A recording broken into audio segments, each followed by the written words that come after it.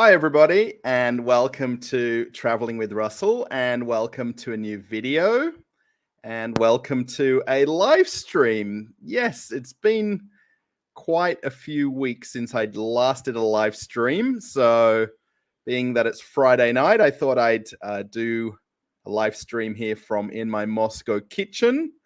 I'm sorry to disappoint you, I'm not out in a park somewhere. I don't seem to be able to get the right settings or the right bit rate, which is kind of critical when you do the live streams. I am going to try another app maybe tomorrow or the next day and try a live stream with a different app. And hopefully I can improve the quality of live streaming out and about and walking around. When I watch them, when I film them, or like when I did the one where I was in Gorky Park, it looked really good when I'm filming it, but when I watched it back later, it's very grainy and bitty and whatever the words are. So, yeah, I thought I'd do a live from the kitchen. We can follow along with the chat. So if anybody wants to post anything in the chat, hellos, how are you doing, where you are in the world. Yeah, we can also talk about a few things that were from the last few videos as well, because it seems to be now I'm getting literally hundreds and hundreds and hundreds of comments on every video, so much so I can't really reply to all of them because I'd just be permanently typing comment replies. My goal was always to reply to everybody's comments, of course, but it's very, very difficult. So yeah, we've got a couple of regulars here in the chat. So the first person to comment was Babel Cruising, who's also a channel member as well. So I'm not sure if you noticed, Babel, I just released a short video to channel members. I was out and about today filming a shopping center walk around of a new shopping center that I've not been to before. My wife recommended it to me. So I went over there thinking it wasn't going to be that big a place. You know, maybe this is a smaller shopping center.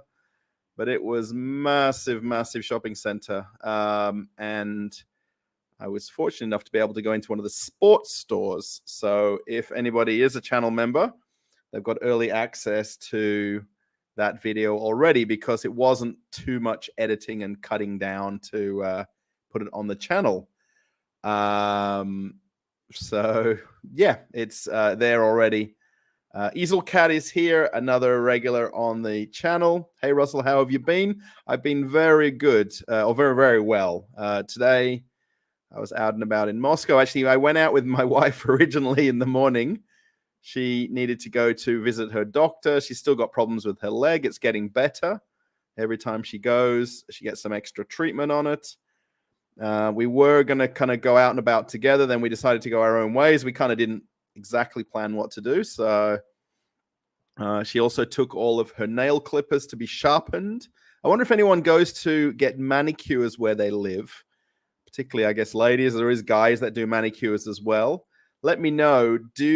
Are you aware about the quality of the clippers that they use?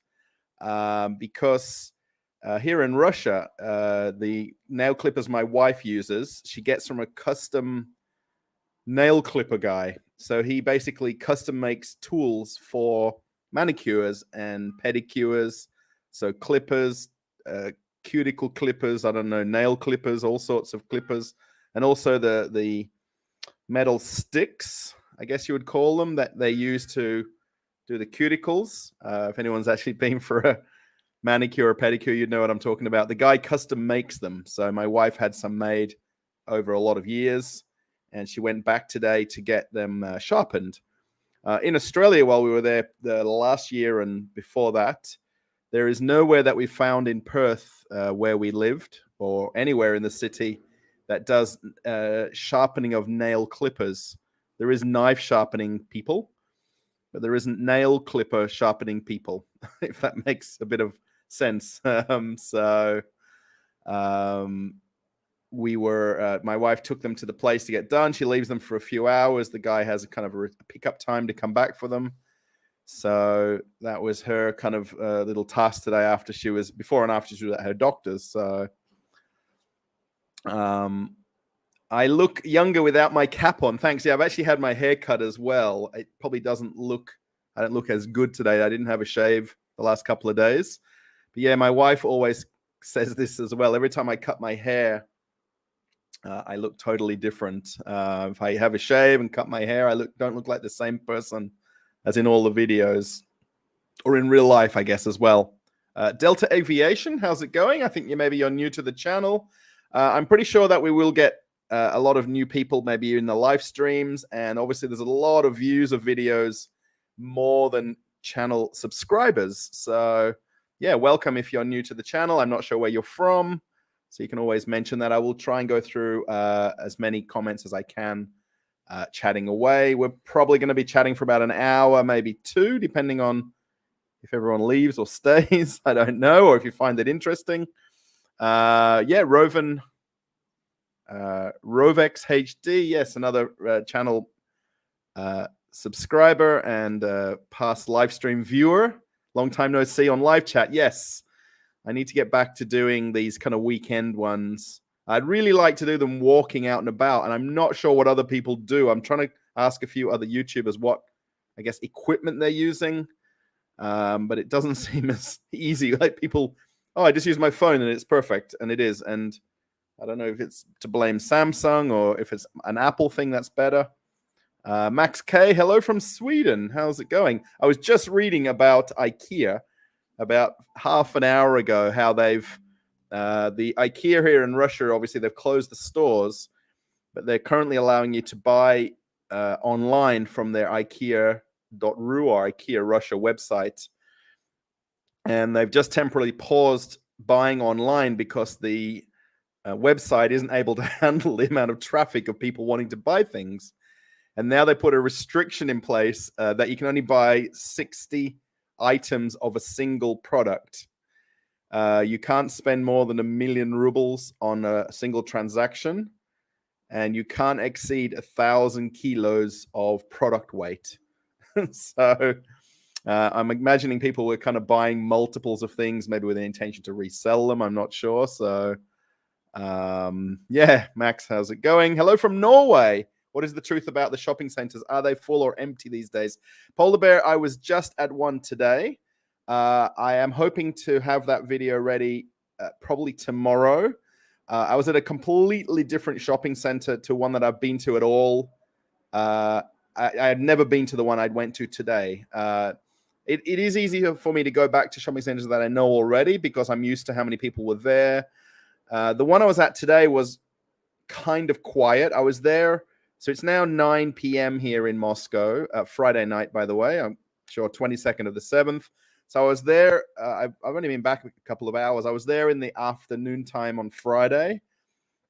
So the one thing people kind of tend to comment a lot on, oh, you're there on a Monday morning at 9 a.m. when there's no shoppers about, or you're there on a Wednesday lunchtime.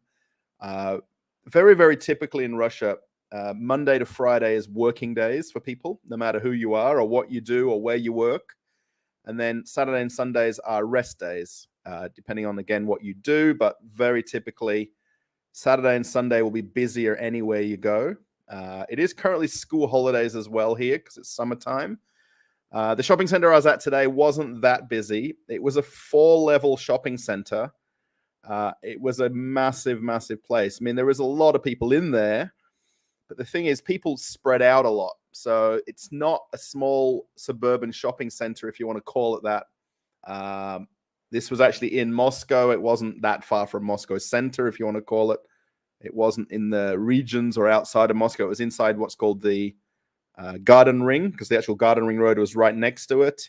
Had a lot of public transport access, had a lot of so buses, metro station, train station right there. So there was a lot of people there, but it wasn't busy like Christmas Eve busy. The one thing I kind of did point out in the video when you eventually get to watch it is that in Moscow, there's probably about 30 major shopping centers within Moscow and Moscow region. Again, remember the population here is about 15 to 17 million in the city and Moscow region. I mean, this is estimated. It's not close to what it is. Sorry, I will get through everyone's comments. I see them popping up as I'm typing, so I may be a little behind answering something, but if you type it, I will sort of try to catch up. So I won't say that they're empty. Now, the shopping center that I went to that had this 300,000 views is a place called Mega.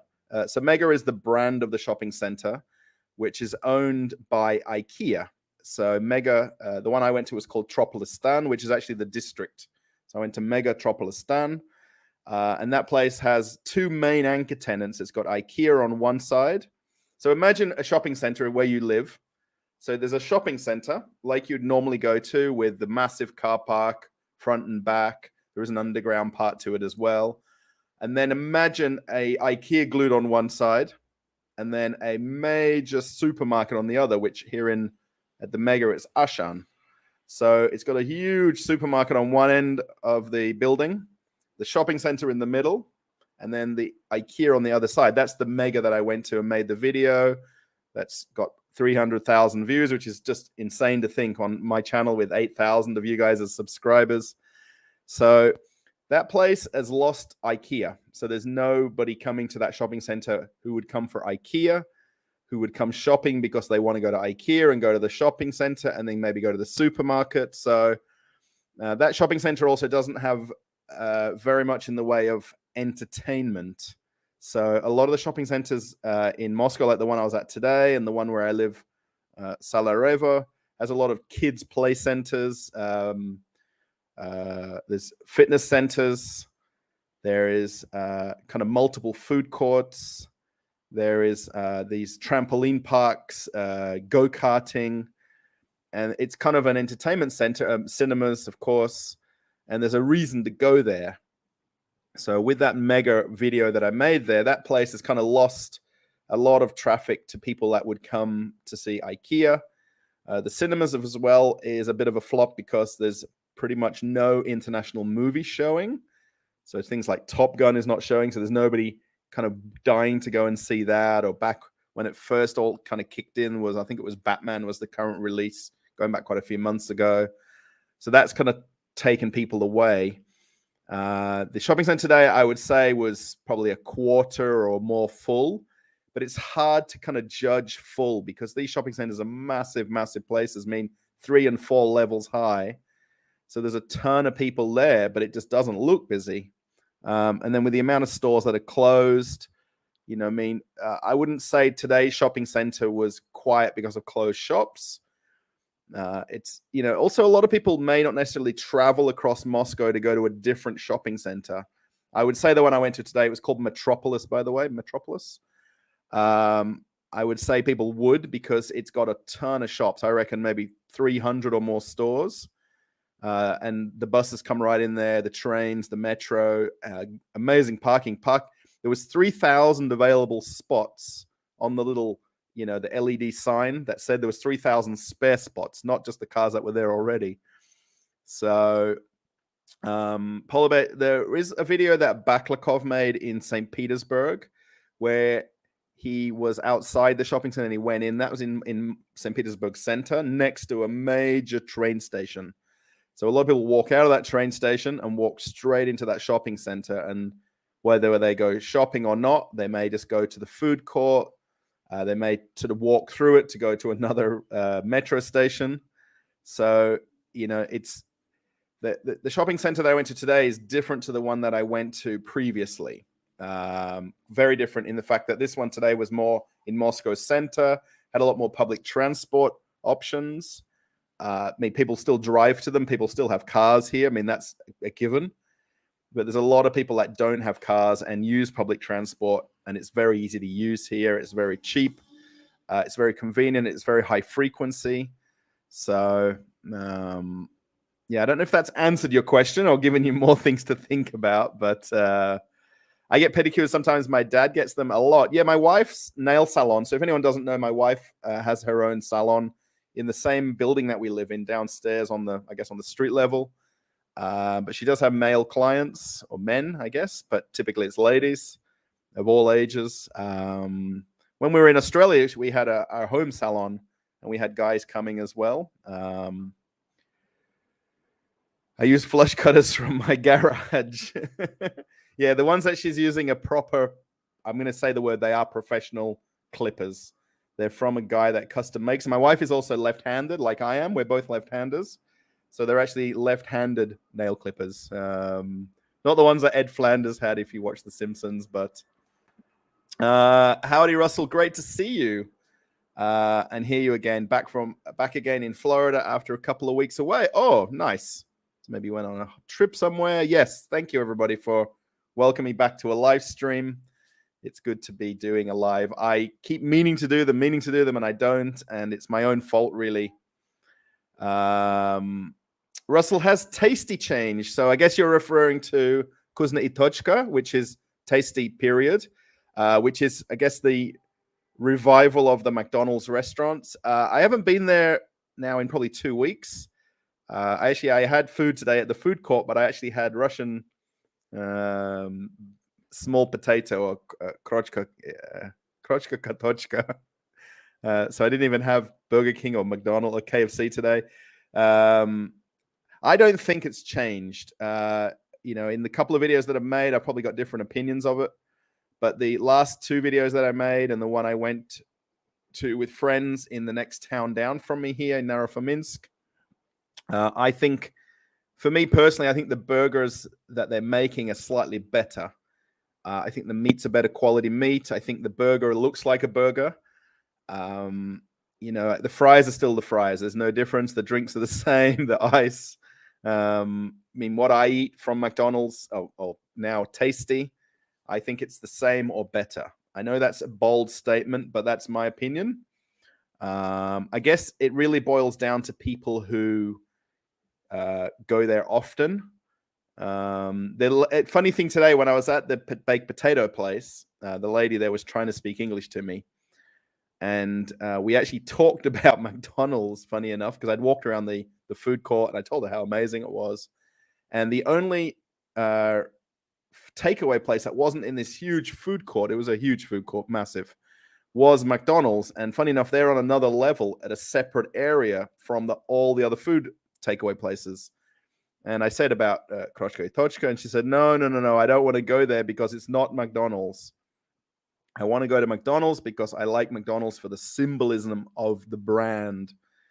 And she won't go to the new place because it's not McDonald's. And I think that's a thing with Russia and, especially after the 1990s and I guess the Soviet Union collapsed, if you want to call it. I don't want to sort of misword it, and a lot of these Western brands came to Russia and they become so symbolic.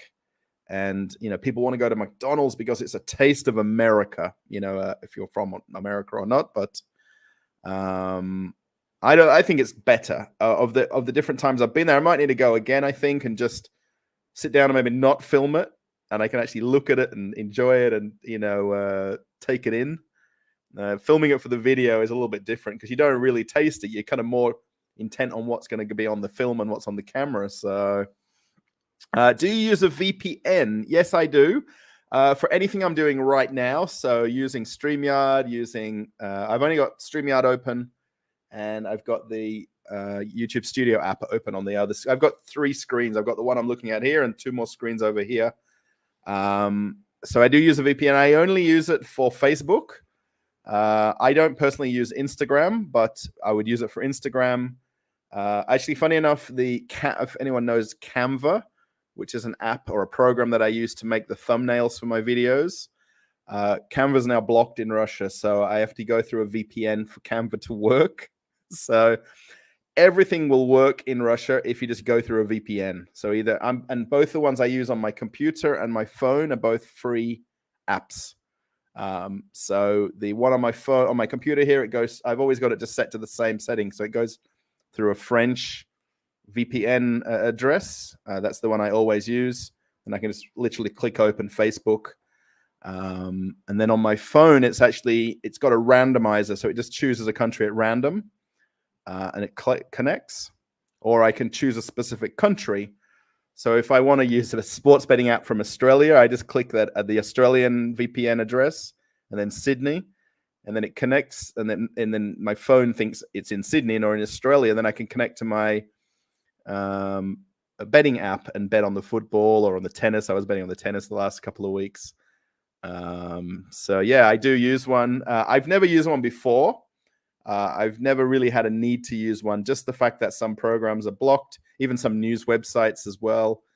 There's probably a lot more blocked than what I don't know about, because I really don't use a lot of, crazy kind of amounts of programs and apps and things like that. So, Babel wants to know, have I heard that the CDC has eased their guidelines on cruise ship operations in the US? Yes, I did read that a few days ago. A lot of the cruise lines. So yeah, CDC basically has eased the guidelines, but the cruise lines haven't really caught up to just erasing or easing all of their guidelines. So I think the cruise lines will take a bit of a precautionary kind of look at it and see how it goes before they instantly just scrap everything, if you like. So yes, I did know about it, but I didn't really follow up on it too much. So hi Russell, I live in Utah. Nice to see you live. Thank you, Tony. Yes.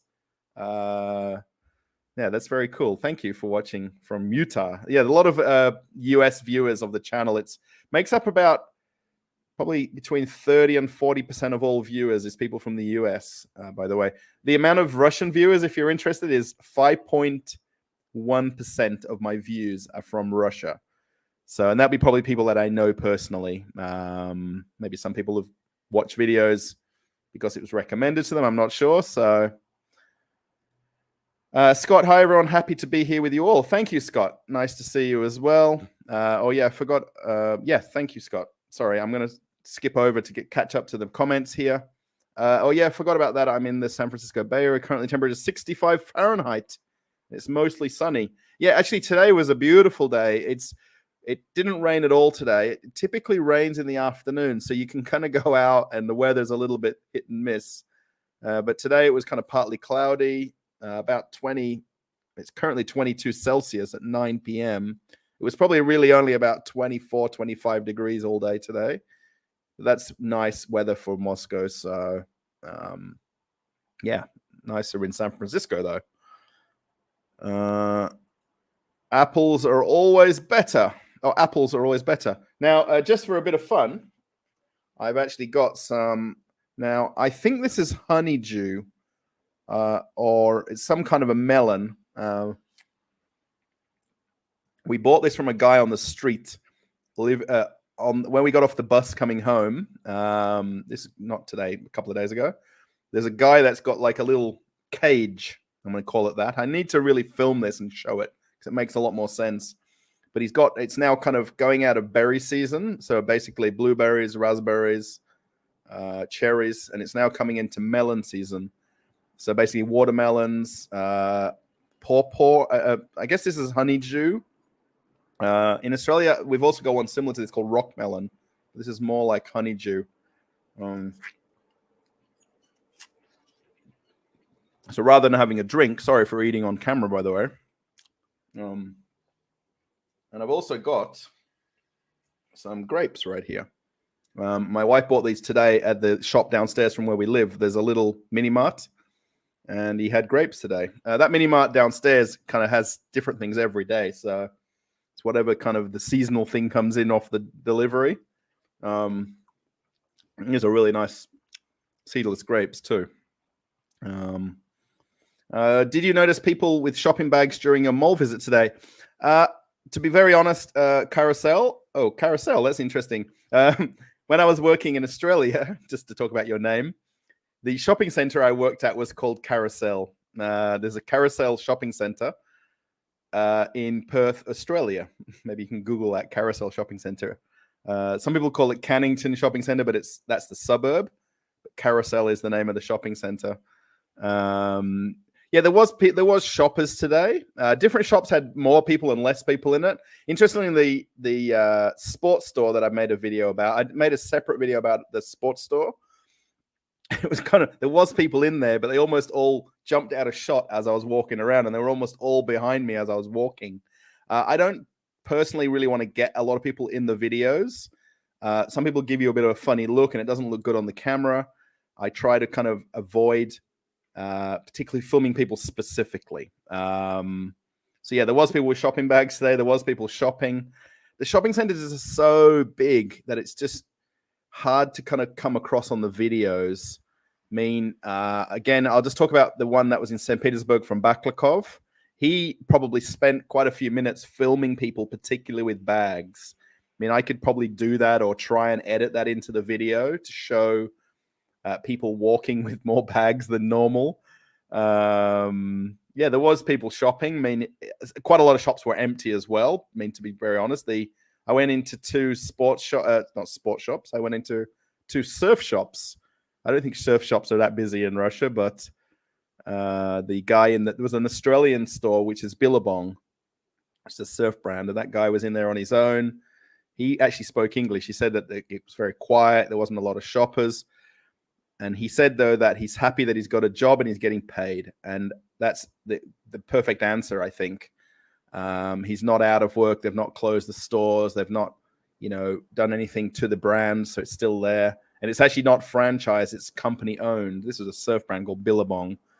And the guy was happy to go to work every day. And that's what you want to hear from someone who works in retail, right? So Brian Dart, how's it going? Hello from New York. Other than your YouTube broadcast, what do you do in Moscow? And are you planning on staying in Russia, or is the unrest enough to have you move? There's no unrest in Moscow, honestly and truly. I go out and about probably every second day. I don't go out to Moscow every day of the week physically, but there is not a single ounce of difference if I was to catch the bus and then the train and then the metro, go to a shopping center, go to a business, or anything like that. So this unrest thing is completely not a thing. Immediately after February 24, going in, I guess, the first week, the end of February into March, there was some people gathering in Pushkin Square. That was pretty much any video that you saw from Moscow about people getting arrested or taken away was in Pushkin Square. But that's not a thing anymore. Literally, you can go there daytime, nighttime, anytime, and there's nobody doing that. There is police and security around, but it's very normal, the amount of police and security that you see. There's a lot of very important buildings in the center of Moscow. I guess Red Square, the Kremlin, the State Duma, which is kind of the main government building, the bank, ministry, interior ministry, foreign ministry. So there is going to be a lot of security around these places anyway, but it's not anything unnormal. Even in the metro today and at the bus station, the normal amount of police and security and than it is. I other than doing YouTube, I don't do anything else. I do YouTube. My initial plan coming here last year and over a lot of years was to come here and make YouTube videos and try to make it successful. It's doing okay. It's not probably doing as well as I would have hoped. It kind of pays the bills. I guess that's the thing. Am I rich and a millionaire from it? Not at all. Most of the time, whatever money I'm earning from this, my wife ends up with anyway. I don't personally need for a lot of things. I don't want things. Going to a shopping center today, I'm not, busy looking and shopping in every store that I kind of went past and went through. I'm happy to go to a shopping center and walk around and just be amazed at the size of them. Go and have lunch at the food court and then come home. And that's what I did today, literally. I thought I was going to meet up with my wife on the way back. We did plan to meet at the shopping center coming home close to where we live, but we missed each other by about 30 minutes and we didn't want to wait around for each other. So, are you planning on staying in Russia? So at the moment, I've got a residency to stay here, a residency visa. And in the short term, I guess, which would be kind of this year, next year, we are planning to stay here. My wife and I are putting together a kind of plan to move back to Australia. My wife has a residency for Australia. She has full living rights, working rights in Australia herself. We're just sort of working out things like where she wants to do a nail salon in Australia. We're trying to figure out getting equipment to Australia. So at the moment, you can't mail things. You can't DHL, FedEx. Postal services are basically suspended, if you like. So that's a bit of a challenge. We don't intend to kind of send, anything. In our apartment here, we can pretty much put everything in a few suitcases and go. The place we're renting here is furnished, so pretty much all we own really is the desk here, the kitchen table behind us, the bed in the bedroom, which we can sell on or move into our little studio. If anyone's watched the video about the studio, I can talk about that as well if anyone brings that up in a question. So yeah, I don't have a job here, if you call it that. I'm kind of living off YouTube. My wife obviously has her salon. She earns money from that. Pretty much, I don't see any money from that at all. And any money I'm earning from YouTube goes to her as well. At the moment, one thing that's a challenge is my Australian cards don't work in Russia. So I can't just use my own cards to pay for things. So I've set up a Russian bank account. I've actually always had one here for all the years I've lived here, but I'm using it more now than ever because I can't just tap and go my own cards. So she basically gives me money and then I can spend money. So I hope that answers your question. Max, can you see sanctions will affect you personally more or less for the rest of the year? What do you think about sanctions during 2023 and forward? So personally, I think that's the best way to put it, to say that personally. Everybody will have a slightly different effect of sanctions and how it affects them. I mean, I would consider my wife and I a very typical Russian couple. I mean, I'm not personally Russian. I'm Australian that lives here. But we're very typical of a lot of couples who live in Moscow or Moscow region. We earn money, we spend money, we rent a place. We don't necessarily own a place like a lot of people do. Okay, we have now. We just bought a place last week. So what we earn, we spend, and we kind of live on the line. Does that make sense, Max? On the line. I'd like to say we could spend more if we earned more between us, but we spend and earn what we have, and that's it. The main thing that affects us personally is banking. Is if you, for instance, the money from YouTube, so things where people maybe put a super chat, super sticker, and things like that, that goes into the AdSense of YouTube and watching videos, and then the ads that play back. So the money for that gets paid to me every calendar month into my Australian bank account. So I have access to all the money that comes through YouTube, but I then can't spend the money off my Australian bank card or ATM card. So we've got around that by using a local lady in Australia who has a local bank account in Russia. So we transfer money to and from my account to hers, and then from her account in Moscow to our account in Moscow, if that makes sense. What do you think about sanctions going forward? Now, I honestly, that's the main thing that's affected me. Things like YouTube, Facebook not working and having to use a VPN is very easy to get around.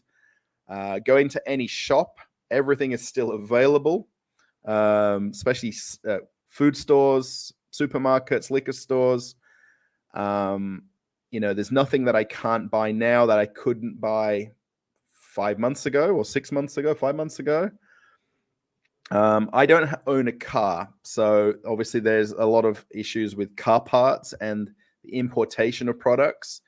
I know the government here signed a lot of decrees or laws or rules allowing for parallel importing, which is basically bringing products into the country, not via the brand's name or so where Apple has said they're not going to ship to Russia, people or companies are buying Apple products from another country and bringing Apple products into Russia, and the government said that's okay. So things like parts for cars, parts for machinery and things like that. So the personal part about it is more critical for me, and for anybody that lives in my apartment building, what affects them.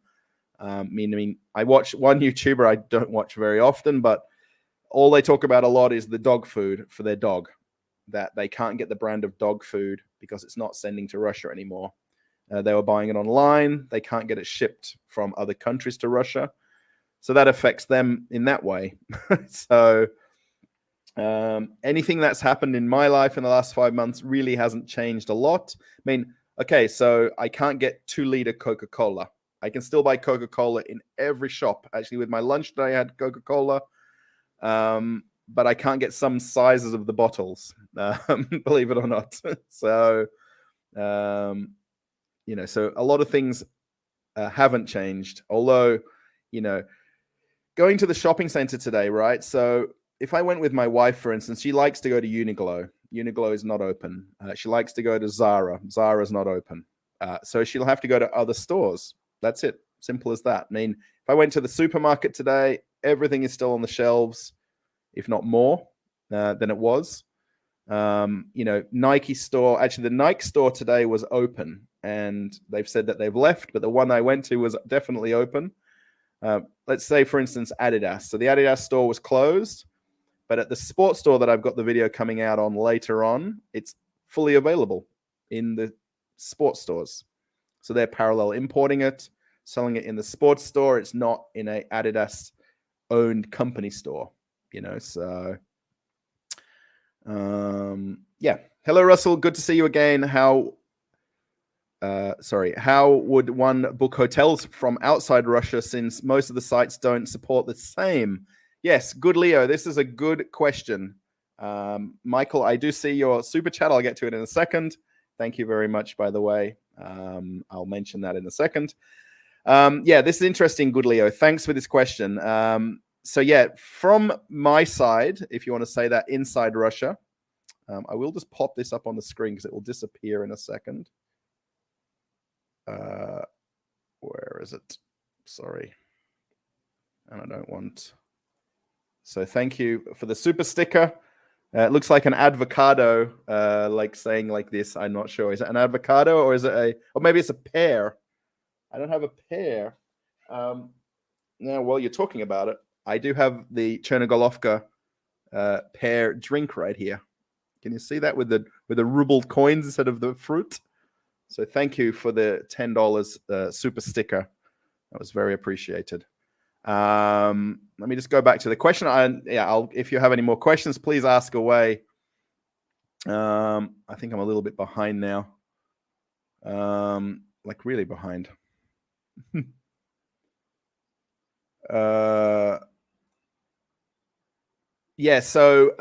So things like Expedia, Booking.com, Hotels.com as pulled out of. It's an eggplant. Thank you, Michael.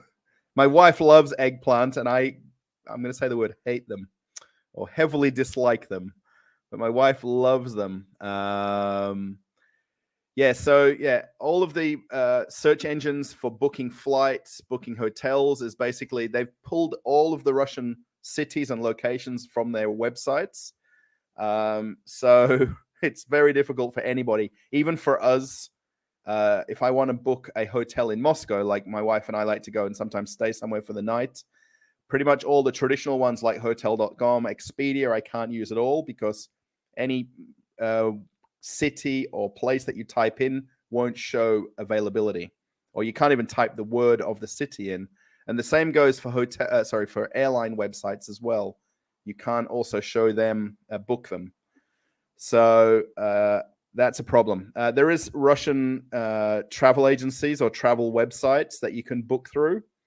But inside Russia, I'd have to use a Russian card to pay for those for that booking. From somebody outside of Russia, I don't know really about that in terms of that end. But if I type in here hotels.com, expedia.com, I'm not sure what flight ones. I actually know when I was looking up the Qatar and Emirates flights to Australia, my mum and dad are going to Bali for Christmas. My wife would like to go to Bali on a holiday for Christmas, but if we can't even book that flight, then with Qatar and Emirates, they both fly in and out of Russia, but you'd really have to use a VPN to change your region of the booking engine to be able to book. I hope that makes sense. So that is a problem. That is a problem with sanctions going forward. Whether or not they'll lift them and change them, I don't know. It's just a matter of finding another website that has a booking engine for Russian hotels, Russian flights, and things like that. So, Matty G Channel, hello. Don't you sometimes missing some brands because you are buying from them? I'm not a branded person. In Australia, if I'm not sure where you're from in the world, but I would shop at Target or Kmart or basically regular department stores. I did actually look at the Billabong and Quicksilver sports store today to see if there's any shorts, and they're about $130 for a pair of cargo shorts, which in Australia I'd pay about $50 for. So now I said to my wife, I said, because I need to get some new shorts at the moment because these ones I brought from Australia are starting to wear out slowly. I don't miss the brands. I was never really a branded person myself. So at the shopping center today, I was working in retail all my life. I was working on cruise ships in retail. So I am very aware of all the brands available and different names. And I'm not really brand conscious like some people are. You know what I mean? And do I miss IKEA? I like going to IKEA. I like going to the kitchen section and finding something for our kitchen. Do I miss it that it's gone? Not really. Personally, but I can buy things in another place that is available. It's not really a big deal for me as personally. So bank cards, Michael, bank cards in Russia will lose Visa and MasterCard access as they expire between now and 2030. What alternatives have you lined up? I'm not sure about that part or that question because I wasn't aware of that. So thank you, Michael. I'll have to Google that and we'll see what the situation is. Inside Russia, you can get cards. My wife, I don't have a Visa MasterCard in Russia. I've got basically a debit card, an ATM card, which is perfectly fine what I use. My wife has one. 2030 is still a long way away. That's 8 more years. I'd really hope at some point things would be restored or something else would be lined up. There is the Mir card. There is also Union Pay, which is through China. My neighbor actually drove to Belarus, which is about a 6-hour drive to the border here, from here to the border. 2 weeks ago, he drove there to create a credit card account or a bank card account. And then he went a couple of days ago back to Belarus to pick up the cards. So he's basically opened cards in a different country. And then the banking app for that bank, I don't know what bank it was, Belarus Bank, let's call it, allows him to link his Russian bank accounts to that and transfer the money to and from. And he can use his Belarus cards outside of Russia. The whole point he wanted those cards is so that he could go on holiday and use that card to pay for whatever, for trips, excursions, hotels, whatever. Because essentially the minute he steps outside of Russia, his Russian cards don't work. So for us, for now, we're okay with the cards that we have. And it's working fine for us. If we go back to Australia, obviously our Russian cards won't work in Australia. So we'll have to figure out a way to transfer money. We're basically just doing it internally at the moment, if you like. So we're using a person in Australia who can do bank to bank for us, and then we can do bank to bank from this end. And there's a ton of people doing that, like millions of people. And it's basically, it's just me sending money to someone else and then them sending it to me backwards. Hope that answers your question. I'm from the United States and I have been watching for 2 months. Delta Aviation, thank you. I do watch, is it big? I'm not sure. There's a big, maybe you're into aviation, I would assume. I'm not sure. But there's a guy that does live airport videos where he films from top of a truck, mostly at Heathrow Airport. Big Air TV. I don't know what the channel's called, but he's very good, by the way, if you like that kind of stuff. Thanks for being a channel subscriber. Thank you. Michael says, what can you say about those large bank withdrawal fees I hear about? Now, there is a few YouTubers which I've seen mention this, particularly Russian YouTubers who basically have Russian YouTube accounts before February 24. So their AdSense money would go into the bank that they've nominated in dollars, because that's basically the only way that they'll send it. It won't go in as rubles. And then they're having problems withdrawing dollars from their account, and there's large fees, which I'm perfectly aware about. And that's just something that the banks are imposing. And I'm not sure if it's a government thing. I think it's mostly a bank thing, that it's limiting people taking money out of the banks. For me personally, the bank that I have, and my wife and I have 2 different bank accounts. We can deposit money, withdraw money in rubles back and forward, no problems at all. We're not kind of doing any of this US currency bank accounting over here like some people are. So I guess for YouTubers, they're a little bit stuck with this situation where they can't withdraw the money, or they can only withdraw a certain amount or more. You know what I mean? They can't withdraw small amounts. Previously, before February, you could go to a multi-denominational ATM and take out US dollars or euros or rubles from your multiple bank accounts. But now, obviously, that's been stopped so that people don't essentially empty the ATMs and empty the banks and hide everything under their bed. So I wanted to find out if e-visas are still available for the Kalingag region. Emailed the embassy in London, no reply. That I'm not aware of about e-visas. I would imagine, that's basically up to your, I guess, like the Russian embassy in London, or for Australia, the Russian embassy in Sydney or Canberra. The one in Australia goes through Sydney.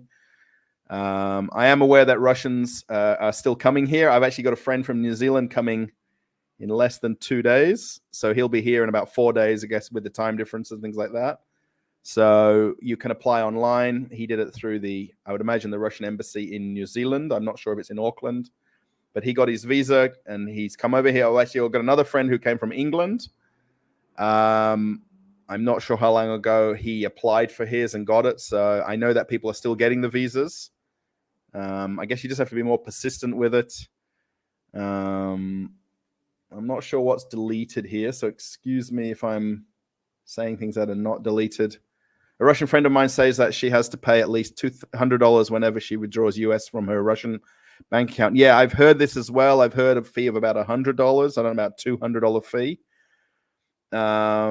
This is the thing where people, I guess, weren't prepared for this. I guess nobody was prepared, right? I mean, everybody in the world wasn't prepared for the extremities of things happening before this, or before February.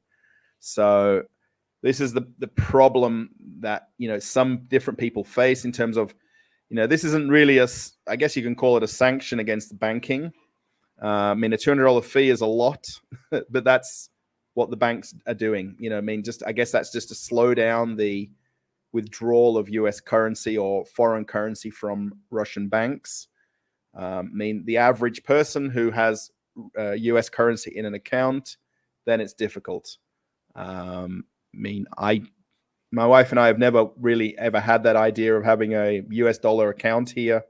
I really don't know what the advantage is for people that have one personally, but I guess from the point of view of a YouTuber, maybe, I don't know about your friend who's not a YouTuber, but I've heard about $100 fees. So I guess it's a matter of having a lot of money and then just, factoring that into the withdrawal of the money.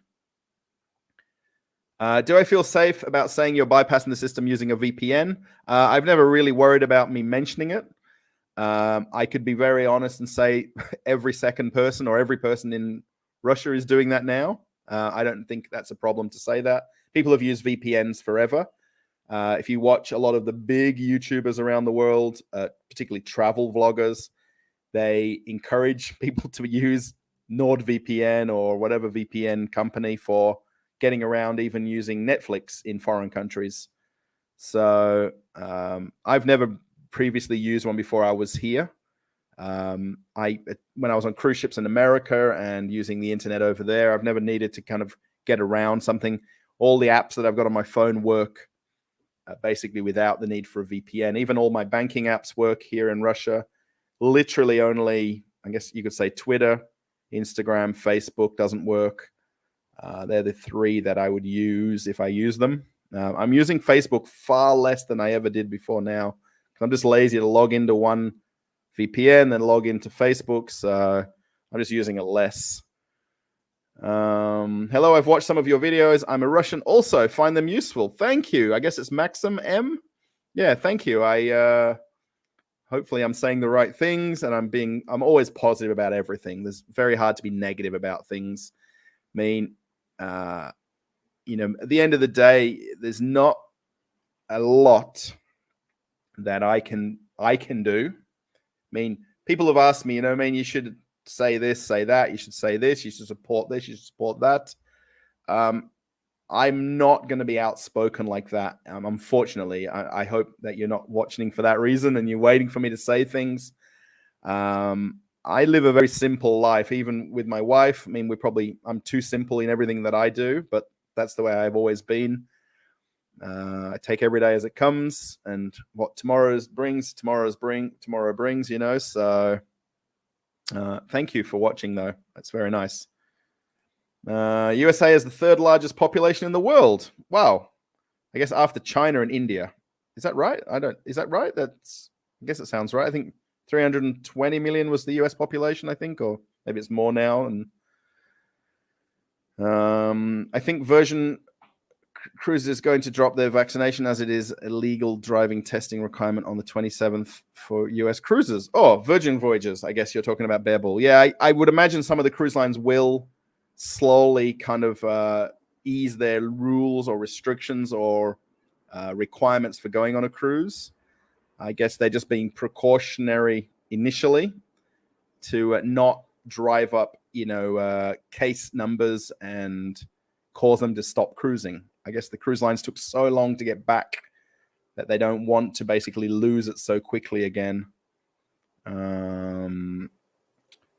Irina Reese. Hi, Russell. I'm originally from St. Pete, now live in Arizona, connecting today from Portland, Oregon. I appreciate your reports on Moscow every day. Life after February 24. Yeah, I'm not doing, I guess, every day. I guess if you want to watch Inside Russia and Konstantin, he has that kind of thing. Basically just showing what I see is what I'm really doing, and shopping centers, supermarkets. I've really worked in retail all my life, so doing that kind of video is something that I found quite easy to do here. And I'm trying to mix it up by going to some different festivals or conventions and things like that. So I hope that the videos come across nice. Thank you for your kind words. It'll be 48 today in southern Arizona, 48 C. That's like 110, 115. Holy smoke. That's crazy hot. Yeah, in Australia, we pretty much, in Perth, we'd get sort of 40 Celsius days over summer. I mean, anywhere about 35 and above is getting warm. Really, 27 to 30 is nice. This is Celsius, but 48. Holy cannoli. Is it possible for you to do a walking tour in another city? I don't really travel much away from Moscow and Moscow region. Sorry if it looks dark, by the way. I have put all the lights on here, and pretty much anything in Moscow region I can do. I don't really travel much further than that. I know my channel is about traveling. I understand totally. I was trying to make a video last weekend, but it didn't really work out, so I kind of scrapped the idea. I think Virgin Cruises has dropped their COVID requirements July 27th in the US, and is there a vaccination requirement as well? Yeah, this is the thing with cruising. I mean, the cruising, I think, are going to be more cautious than the airlines, than whatever other travel companies are, because they've got a lot more to lose. I know that's, saying it quite boldly. If they were to get a big outbreak on ships, people will instantly stop cruising or wanting to cruise. I mean, I know every cruiser wants all the restrictions eased, but from a cruise line point of view, from the business point of view, they don't want to ruin it so fast, So, do you know any Westerners who recently arrived in Russia, Moscow, and what were the experiences like? I'm going to be meeting my friend from New Zealand next week. I guess I'm going to give it another week or so and see what he makes of everything. The friend I've got from England, I haven't met him. I know he's here at the moment, but he's in another city. So I haven't really, apart from chatting to people on social media, I don't meet face to face. I meet a lot more people locally where I live now who are Russians. So we don't really bring up their experiences of what's going on. My neighbor who went to Belarus, I talk with him quite a lot because we live literally in the same building right here. But we don't bring up the whole what's going on in our conversation. We talk, and I like to compare a lot about the difference between Australia and Russia, how it has always been in Russia, not how it is just because of the last 5 months. So, once I meet my New Zealand friend, I guess we could even make a video together. Hopefully he's up for that. And it'll be interesting to get his take on things. Oh,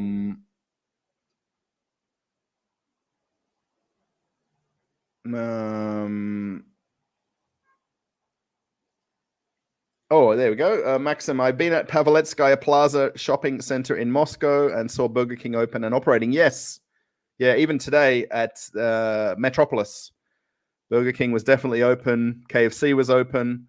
Cinnabon was open. And Krispy Kreme is no longer Krispy Kreme. The signage is gone. It's now called Donuts and Coffee. But everything they're serving and selling is exactly the same Krispy Kreme.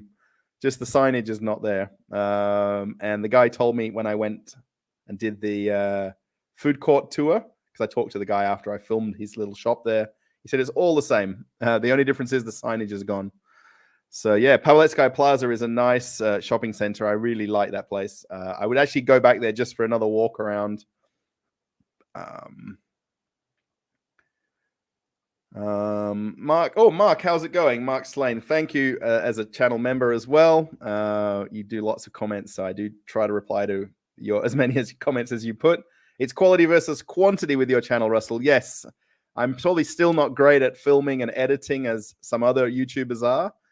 So I do my best and I try to make them how I want them to come out anyway. So yeah, I don't always want to just film something for the sake of filming it. I do kind of at least think out where I'm going to go, what I'm going to see, do a walk around, especially like with the shopping center there. I kind of did partly one little lap around, but I'd never been there before I walked in. So,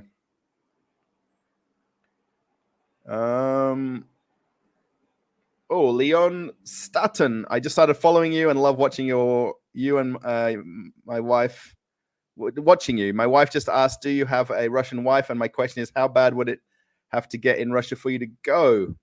Now, I do have a Russian wife. She's from Ufa. We were married 4 years ago. She's in the other room, by the way. She doesn't like being on camera. So if anyone watched the video about us buying that studio, that last part that I filmed looks like she's like completely ignoring me, but she doesn't like being on YouTube videos or being in the videos at all. And it's really, I'm a little bit sad about it really, but I just have to deal with it.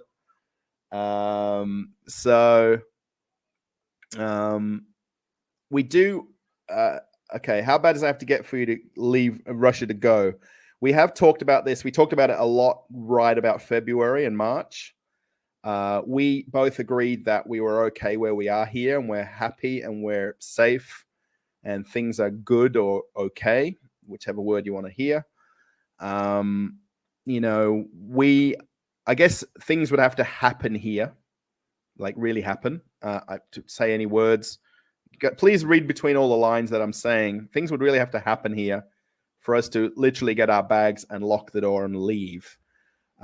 We are making a bit of a 6-month year plan to move back to Australia anyway. Our goal was really to be here for about a year, maybe 2 this time. My wife had quite a few things to work out here, particularly medically. She had to have a surgery. She had to have some dental work. We were now in this car crash. It's now probably 2 months ago. So after everything else was kind of coming good, then she had this leg injury that's getting better. I don't know if you can hear a motorbike going by outside. We've got the window wide open here because it's very warm today. It's a warm day. And I have the window open so you can hear bikes going by. It would have to get bad for us to get on the plane and leave. We can do that. We could literally book a ticket and leave tomorrow. It would be hard just to walk away from this apartment because we're renting it. But we could. Are we planning to? No.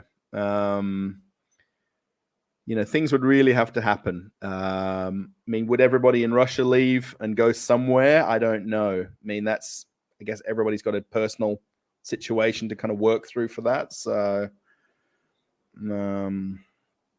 I hope that answers your question, Leon. Thank you for following me, by the way. What do you think? When do you think? When do you think we'll move into the new place? Now, that place that we bought, if anyone's watched the video, thank you as well if you have. It's getting more views than subscribers. We aren't planning to move into it. We are. That's a one-room studio. My wife and I like to at least have 2 rooms. So I'm in this room and she's in that room. And in Australia, we had basically a 2-bedroom place. So I could lock myself in that bedroom. She could still have the bedroom and the lounge room and the kitchen. That place is purely going to be fixed up and rented out. How much work we do on it, I'm not sure. I guess the price of doing renovations is going to be a big factor. It really just needs a good scrub and a clean. The guy that lived there, I would imagine, didn't do any cleaning or did very minimal cleaning in the whole place. He lived there for quite a few years. He was a Russian guy. I think he's not. I think maybe he's from Uzbekistan or Kazakhstan, and he was planning to move back to that one of the couple of countries that he's from. I have to ask my wife where he was really from. I'd never met him. The few times I've been to visit recently there, he wasn't there. I thought he was moving out. This is when we went there to look at the place to buy it, and he'd already left. So it was very weird. Our friend basically sort of talked us through everything, but it was a bit of a weird situation. I guess he decided to leave. I don't know. So yeah, we're not planning to move into it. It's going to be purely for a rental. Once it's cleaned and tidy, it'll be very rentable to a single person or someone that wants somewhere to sleep. And that's it. Do you travel outside of Moscow? Not, I guess, Moscow region. I've been to Suzdal. My wife and I are planning, hopefully, we're not sure yet. We're still seeing if we can. The first week of August, I guess next couple of weeks, we might go to Ufa, which is where she's from, Bashkortostan. It's about a 3-hour flight over to Ufa. We've got her family's there, relatives, cousins, aunties. So we are planning to try to go there if we can make the finances work. Every time we kind of want to do something else comes up. And then every time we kind of sort that out, something else comes up. So in terms of traveling, we'll go to Ufa, hopefully.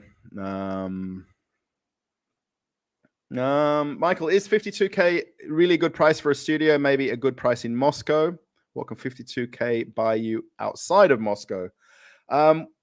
We could buy something in an older building, a much older building like a Khrushchevka or one of the panel buildings. Even in the town where we live, actually, the town where we live, we couldn't buy something for that price.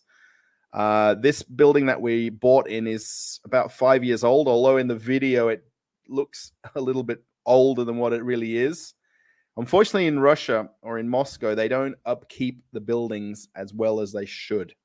The developers basically build them, sell all the apartments, and then leave. And they don't keep up the general maintenance of the buildings. There is a maintenance fund. There is a building fund. There is a fee that you pay to, particularly for garbage and for upkeep. But how that money gets spent, I don't know. I think it was a good price, personally. Obviously, there's a lot of different answers in the comments.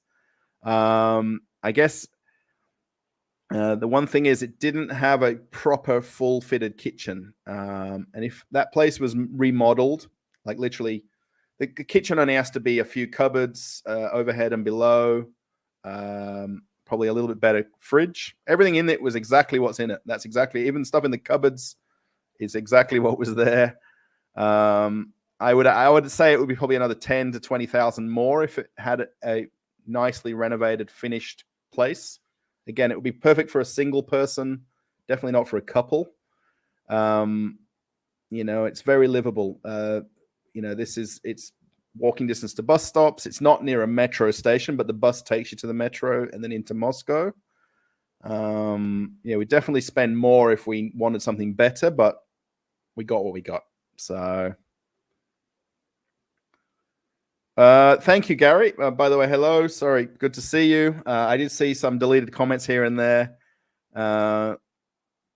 Anyway, we'll watch you back. Thank you, Gary. Yes, sorry, I didn't send you a message. I did plan about an hour earlier than me doing this, but I didn't send you a message. I'm sorry. And I did notice you've deleted some comments here and there.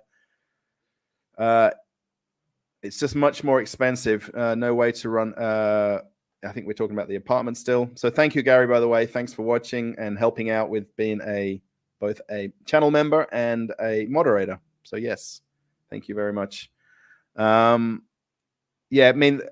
Closer to Moscow center, it would be impossible to pay that price for anything, even a studio or not. I think for the area it's in, I would happily live there. I'd probably need to clean and scrub and, I don't know, do a little bit of fixing up. I'd put a TV on the wall, desk, sofa bed, and I'd be fine living there. My wife and I couldn't live there together. No chance in the world, because we'd have to go to the bathroom if we have a bit of an argument, So,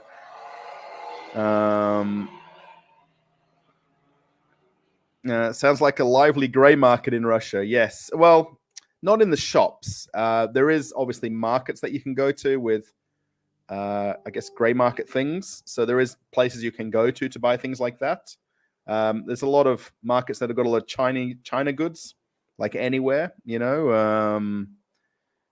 can buy things online if you want to get things or find things or buy things. Before probably coming here, I never really shopped online as much as what my wife does here, honestly. I'm not into shopping online. I'll go to a shop and buy something. I've started to do that more here, or at least do research and look up prices and see what's cheaper than what it is somewhere else. It's very convenient here to buy something online and have it sent to you or sent to a pickup point where you live. Nelly, how's it going? The price depends on the location. In Sver, you will buy yourself an apartment with 2 or 3 rooms. Yes, Vladimir, sorry, I just skipped over your comment there. Sorry, I just skipped a couple here and there. Yeah, I guess, anywhere, even Ufa, if I compare Ufa to here, you can buy things much bigger for less. A few million rubles, you could get a 2 or 3 room place. We don't in Russia, by the way, so Vladimir would know this, but anyone not, we tend to call them room apartments. So 1 room, 2 room, 3 rooms. We don't call them 1 bedroom apartments or 2 bedroom apartments. We call them rooms. So yeah, definitely in the regions or out east, you could buy something far bigger for, these kind of 2 or 3 million rubles. It's really the condition of the building that we were happy with. It's a very modern building for 5 years old. It didn't have gas, which is kind of a problem with a lot of buildings. The gas installation can be a problem. So yeah, it was on electricity. And once it's rented out, it's basically zero to think about, apart from collecting the money. Somehow my wife would figure that out. So Michael, thank you for the super sticker again. Thank you very much. No little picture now, but that's very much appreciated. Yeah, I'm always humbled when people send super chats, super stickers, and things like that. It basically goes into the overall fund of the YouTube channel. This month, obviously, with a couple of videos doing a lot better than what I thought, has helped a lot as well. So yeah, if you want to watch anything back twice, I'm not sure what I can do next month to basically get a 300,000 view video. I guess everyone's dream is to have 1 million view video, but even to get to 300,000, I was in shock. So yeah, thank you. Nelly, how's it going? Again, thank you for comments. You put lots of comments in the videos. Thank you, Michael, again. It's an eggplant. Yeah, this is how far I am behind. It was an eggplant. Yeah, I talked about that. I'm not a fan of eggplants. I'm a very boring person when it comes to things like this. My wife loves eggplant. She loves doing capsicums, any kind of chilies. And I'm a boring meat and potato kind of person. So tomatoes, cucumbers is my thing. So when we do barbecues or go to Dutch's and have a barbecue, my wife loves barbecued eggplant. So you basically have got these metal kind of barbecue plates with a handle, and you put the veggies in there, and then you close it down, and then you put it on top of the coals, and it basically grills the vegetables. But she does, I guess we can call it grilled eggplant. She loves it, like really does. A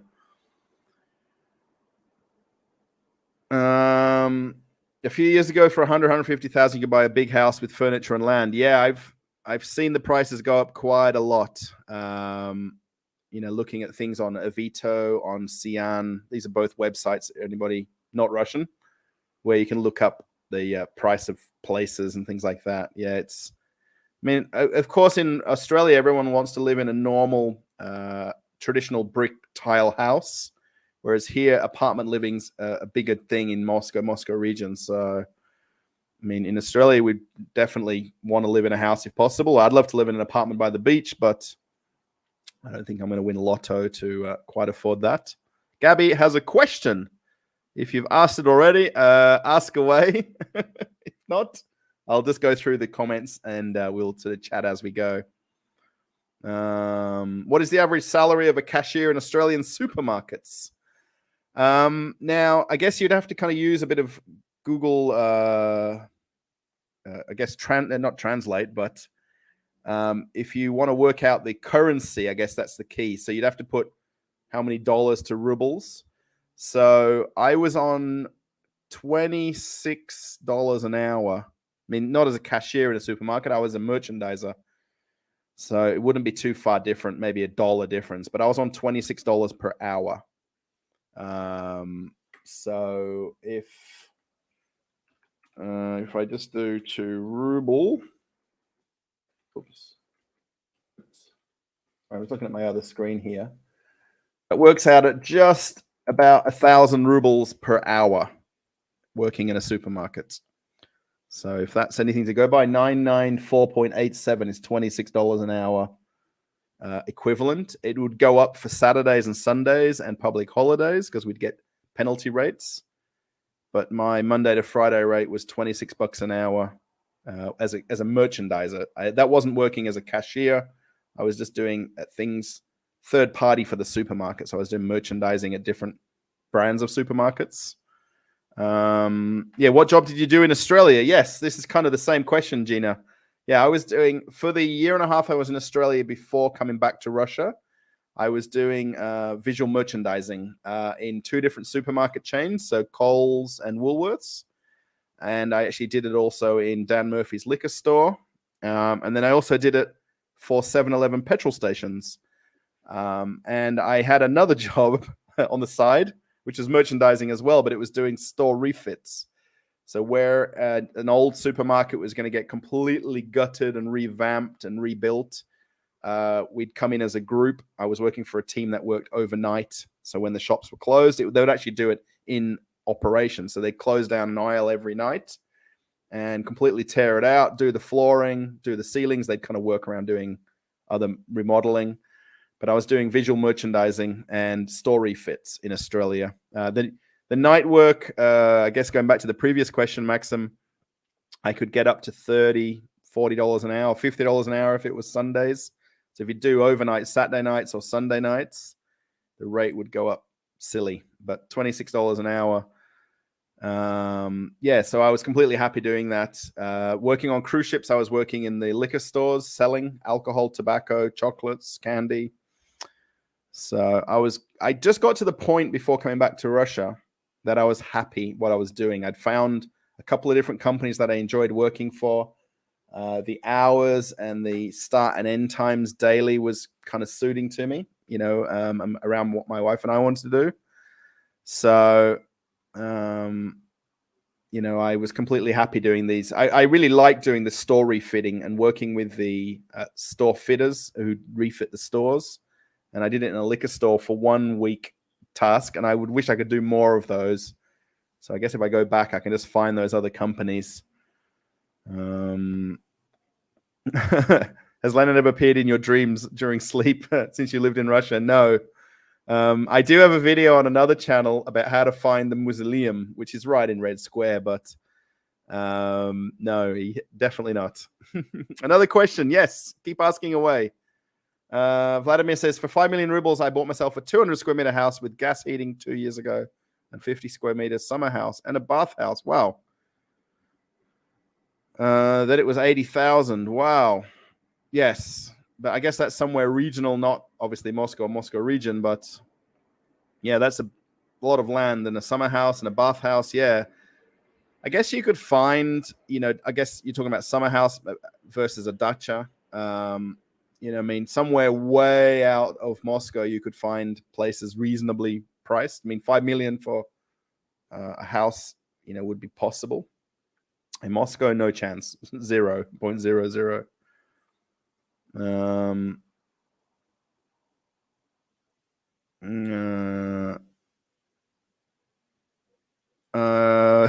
Yeah, I'm not surprised you're planning a return to Oz. The instability in Russia for foreigners is obvious. I can't imagine not using my cards there. I mean, look, I've got over it now. Going back quite a few months ago, I just disliked it like you don't believe. Especially even just going down to, I'm going to eat my little fruit here because I'm thirsty.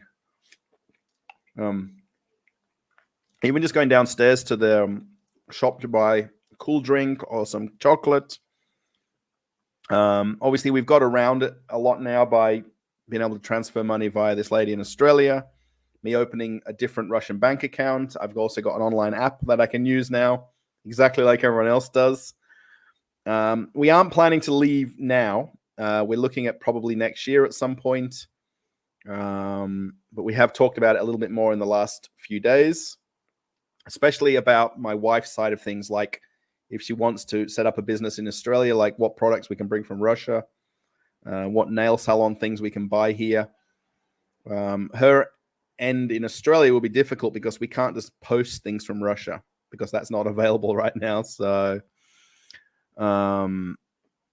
yeah, we kind of, it's a short-term, long-term plan. Hi, Russell, did you do me that favor with your wife giving that girl a call for me? Really would like to know what is going on her end. Kurt, I've not seen any message about this. So have you maybe sent a comment? I've got 1 million comments on the YouTube channel at the moment that I'm struggling to get through. I'm sorry if you have put a comment. I guess if you can send a comment somehow or to my email, the email's in the link of the descriptions. Maybe with the phone number, my wife could call it and see if somebody answers. And she could maybe say a few questions here and there and see what comes of it. Sorry. Sorry.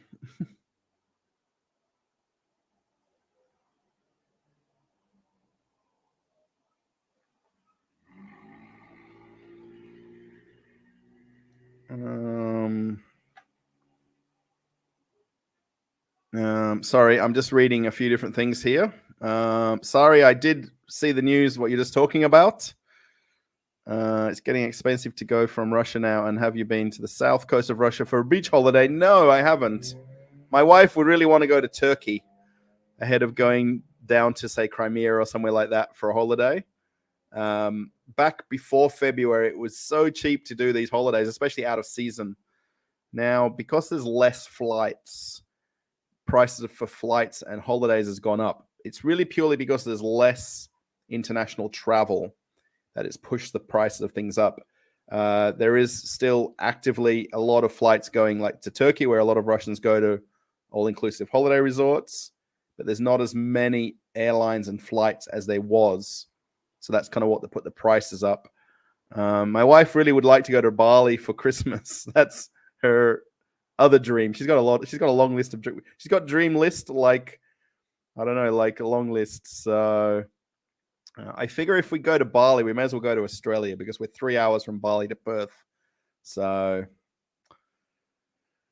Is it safe for Americans? Absolutely, Aaron. Yes, no problem. It's safe for anybody. It doesn't matter the country you're from. The one thing that I do dislike a lot here, if there's such a thing, is the minute people think when I'm speaking English, they think I'm American or Amerikansky. And I'm forever correcting somebody that I'm Australian. It happened just yesterday. Where was I yesterday? Somewhere. And it came up that they were saying that I'm American, but I'm Australian. Because they think everyone that speaks English is American. And there is a bit of an anti-American sentiment to a point. Not everybody will say anything about it or be outspoken about it. I guess that's purely down to politics. But I'm forever correcting people that I'm not American. I'm sorry, Aaron.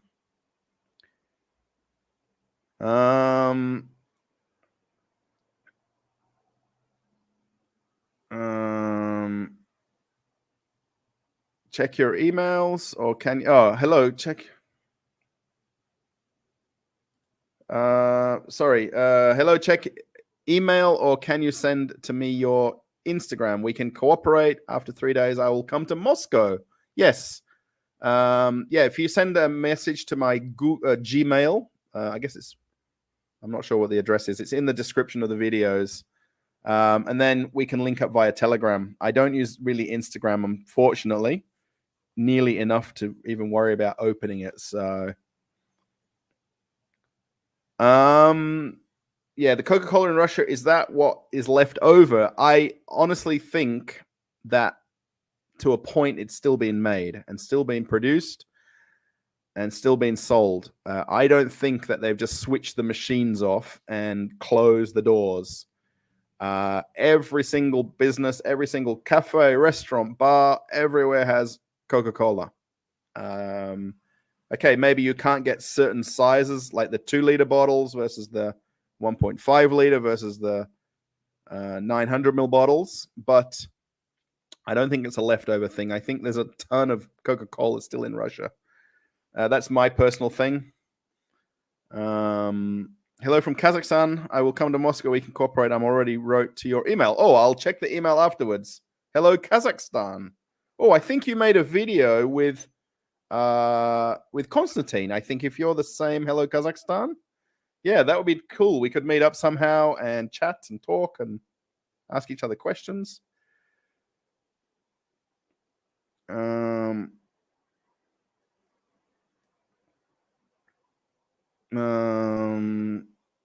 Hello, how is everyone? I've been playing Wind of Change all week. Oh, Mark, how's it going? I've been playing Wind of Change all week since your video of Gorky Park. Yes. I wish it was clearer and better quality, that walking video. And I didn't sort of film me walking there as a separate video. I just did the live stream because I thought it was, rather than doing 2 videos. Yeah, down to Gorky Park. Yeah, you kind of think about them few words every time you kind of go there. Yeah, it's Park Kulture, by the way. It's not really called Gorky Park by a local. It's called Park Kulture or Culture Park. So keep up the good work. Thank you, Leon. And it's a big hi from the UK. Yes. Actually, my sister and husband and kids and some friends, there's some English football teams touring Australia at the moment. And tonight was Leeds United and Crystal Palace, I believe. And they've gone to watch those teams play in Perth tonight at the stadium in Perth. So, oh, nice to see you here with everybody. Yes. Hello, Kazakhstan. There we go. I think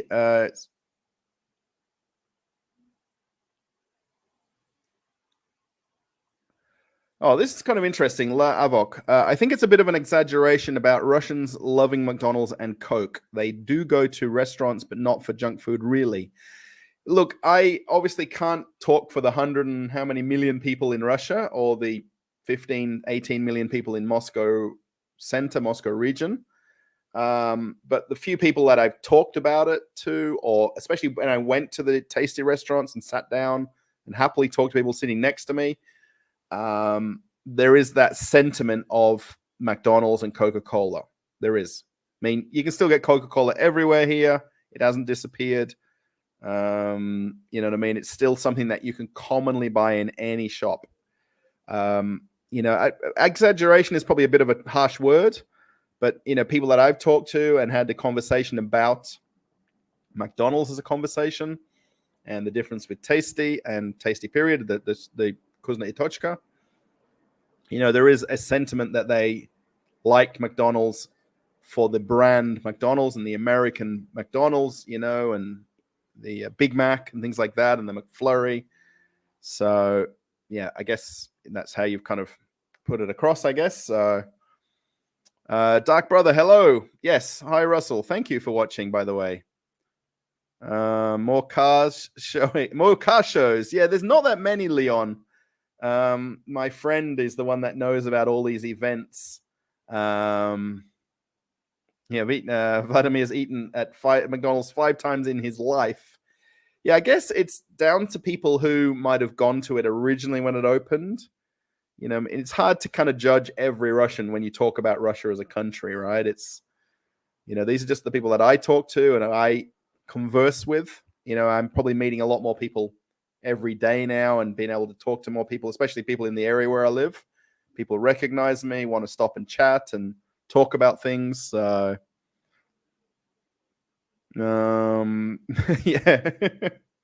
Vladimir says it's delicious, but after a couple of hours, I'm hungry again. In addition, it's quite expensive.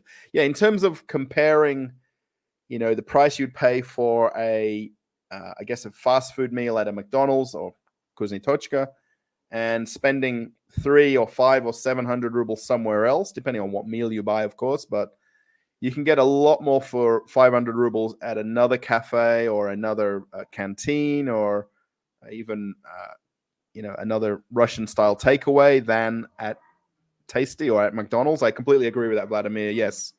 Yeah, and you're hungry right afterwards. Yeah, I think that's just the thing that they do. They make you want more, right? So, oh, thank you. Sorry, I'm a little bit behind here, but I am catching up slowly.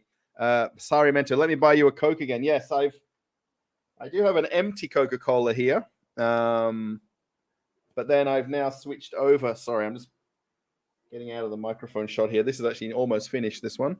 This is Chernogolovka, which is kind of the Russian cool drink. But I like this kind of pear one. There's an apple one. There's a few different sort of flavored ones, but this one I like. So thank you for the super sticker. Number one. Yeah, thank you. Sorry. I'm just saying thank you too many times. Andrew, I can't read Russian, so if you can write in English, it will be very helpful, Andrew. Hey?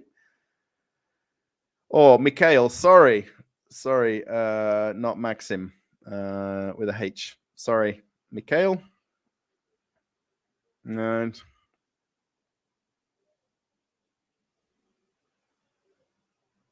what places would you like to visit the most? You've just said that you wouldn't, you don't travel much out of Moscow region. I'd love to do the Trans-Siberian Railway. It's incredibly possible for me to do it. Well, my wife would probably order me a taxi now to get on the to go to the train station to get me out the house for a week or two. I'd love to do that for the sake of that great travel journey or the great train journey. I know that Russia is incredibly fast. So there's hot places, cold places, all sorts of temperatures, and different parts of Russia have different, mountainous, flat and things like that. But I'd love to do the trip to Vladivostok. Not necessarily to visit Vladivostok because it's a city. I kind of think that a lot of Russian cities look very similar. Sorry, Russians who are watching the channel. But, I drove with a friend a few hours a couple of days back, and the town we went to meet his family or friend's family was exactly like it was anywhere here in Moscow region. And it doesn't differ especially if you go to some of the traditional towns, So, yeah, that would be my number one goal if I could get over there. So, but just purely for the train journey. There's the Indian Pacific in Australia, which is Perth or Indian Ocean to Pacific Ocean over to Sydney. So that Trans-Siberian Railway would be, and it's something that I could do. It's not an impossible thing that I can't do. I mean, I would be very confident, getting on the trains and doing that trip. I'd love to do it with somebody else who would love to do it as well. My wife doesn't, but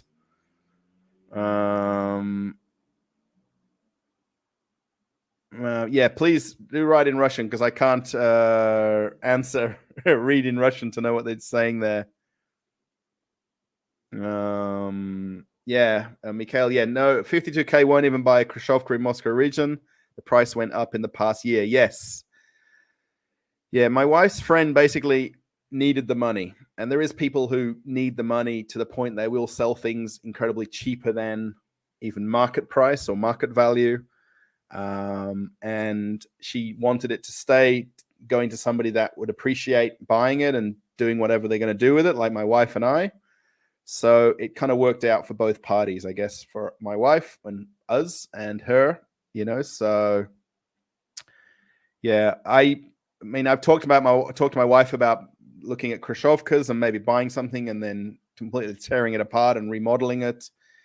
But you just can't, know what the electricity is like in the building or the gas or the water lines and things like that. And so buying something in a more modern building was, something that we kind of saw as a positive. Nelly wants to know why we don't live in Ufa. Yeah, I'd like to know as well. My wife talked about that, not this trip, but the previous couple of trips, why we didn't go and live there and be closer to her family. Maybe she likes Moscow more than Ufa, I think now. I mean, she's lived here a lot of years. Yeah, I don't know. You'll have to ask her. Maybe that can be a question if we do a Q&A with my wife. Commie blocks. Yeah, Moscow is a zoo of architecture of various eras. Monolithic towers, Khrushchevkas.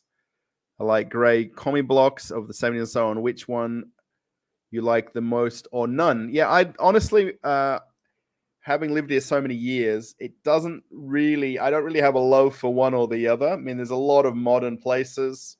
There's a lot of, like you say, there's from different eras. I mean, the older, I guess, monolithic towers you're talking about from the 40s and 50s before Khrushchevkas came in are very beautiful. The ones right in the center of Moscow. I mean, the problem you've got living right there where you might be closer to traffic, you can't open your window and it be quiet, So, yeah, my wife's dream is to have somewhere closer to Moscow center in these, classic Russian older buildings.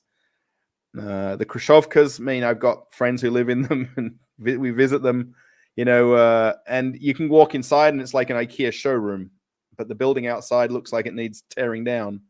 That's what you make of it, right? So, and that's something that you, over time, the longer you live here as a non-Russian, you learn to kind of like and love Russia more, just because it's Russia. I know this isn't controversial, or it might be to some people, but me walking around here and seeing older Khrushchevka buildings doesn't bother me. I mean, as long as people are safe and happy and they've got a roof over their head, a house is what you make of it, right? A home is what you make of it. And, I mean, am I jealous someone lives in a big building right in the center of Moscow? I mean, not really. I mean, I come home to my apartment, they come home to theirs. Where you live and what you've got is what you've got, right? So, I like all the different types of buildings that I see around Moscow. It just fascinates me just looking around at the buildings over and over. So, yeah, Khrushchevka is a house for demolition is much more expensive. After all, the state will give a new apartment in return. Yes, yeah, that's kind of the long-term plan, right? Is to kind of get rid of them and rebuild them and so on like that. I know here in Aprelivka it hasn't happened. So will it ever happen? I don't know. But I guess they've got a forever plan that they'll do that. Thanks for getting rid of some of the comments. Yes, Mark. Thank you. Yeah, that's Gary that's doing that. So, yes. Rumor has it that Virgin Voyages has been laying up their ships in anticipation of another pandemic. due to the new variant Omicron. Also, the mechanical parts needed for ships are stuck in China. I haven't read that. I guess it's a good rumor, though. I'll have to ask some friends. I've got a couple of... I know one person that works on Virgin. Literally one person. So, yeah, I'll have to find out about that. Yeah, the parts are stuck in China. Most of the ships are built in Europe. I guess with some Chinese parts, but predominantly they're all European built across the board. Sorry, Gary, for not mentioning your super sticker. Again, we've got a few different people that have done them tonight. Thank you, Gary. You're a very big supporter of the channel. Again, also our mainstay. Sorry, what's the name? The moderator of the channel too. So,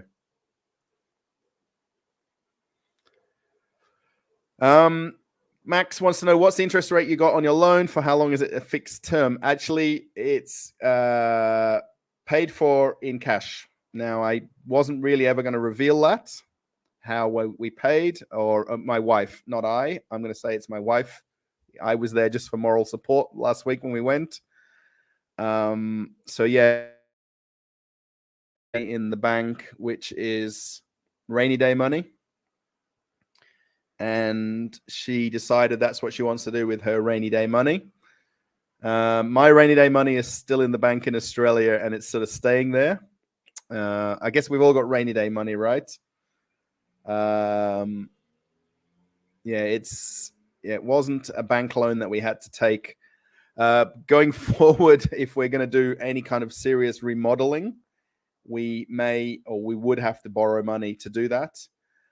Technically, at the moment, my wife's job that she's working in the salon with wouldn't allow her to get a mortgage from a bank. She would have to go through someone else who could help her get a mortgage because of the documents with the place where she's working. So,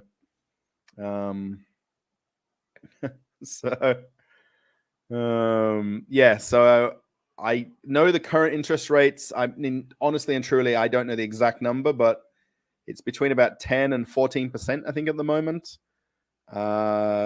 Typically, in Australia, you take a 30-year mortgage. Here, a lot of people take 20 years or less because people just want to pay it off as quick as possible. Am I teaching English to subsidize my income? No, I'm not, Dark Brother. I have been to the local school a few times to talk to kids in English who are learning English, and I'm happy to go and do that for the kids at the local school. If it materializes to something, that would be cool. It would be great. I probably should be teaching English to some kids somehow, but it's not happened yet. So anyone knows anybody, let me know.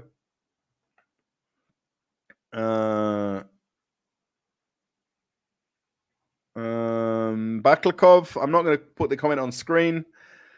Sergei Baklikov is actually from Ufa, which is where my wife is from, and I know his videos from a lot of years before everything happened. And I liked him back then. He's very, let's say the word outspoken now, very different to how he was a few years ago. I'm talking 3 or 5 years ago or more. And I don't necessarily like some of his opinions on the world, not just Russia. I kind of wish he was how he was years ago earlier. I'm sorry if he's watching or not. I don't know if he watches. So,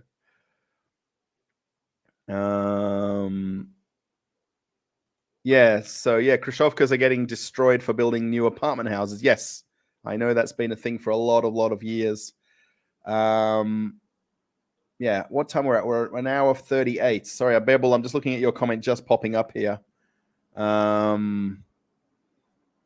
So yes, I probably just about 2 hours will go. Maybe we'll go as long as all the comments are rolling in here. So, yeah, but it's not happening yet. Yeah, the Khrushchevka thing, definitely in the town I'm in, it's not happening. There's no changes to any building in the 9 years I've lived here.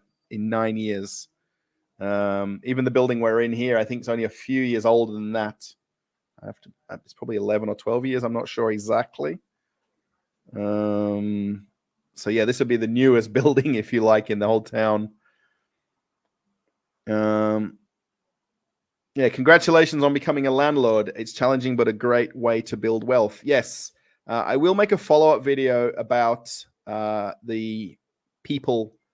So there is actually somebody who's moved in already. I believe they have. I don't know yet. I've seen a video of the walk around inside since we bought it from someone who plans to move in. I'm not sure if they have yet or not. The video I saw looked exactly like when I was there the week before when I visited. So whether or not they've changed things, I know they've moved a couple of things side to side around, but yeah, it's challenging. A great way to build wealth. Yeah, thank you, Mark. Yeah, this is very straightforward. Well, it will be once it's set up, because there's nothing essentially that can go wrong, barring a light bulb need replacing or a leaky tap. So this is the thing with apartments versus houses. There's far less things that can happen than a normal house. Leo, how's it going? Good to see you again. You're another follower of the channel. And also Mark, sorry. I think that's the first comment you made tonight. Max, I need to plant eggplants in my garden. I'm contrary. I guess you like eggplants. Yeah, I've never been a big fan at all. I guess that's purely because my parents are English and they're not into eggplants. They're not so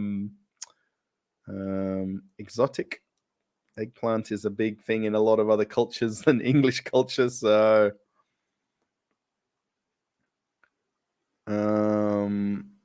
yeah, I love baked and canned eggplant with lots of oil. They taste just like mushrooms. Yeah, my wife loves, she does the grilled ones. When we go to a dacha and do the grilled eggplants, that's her favorite of all time. But she tends to buy it here and puts it in just in vegetables and just either fries them or boils them. She loves boiled vegetables.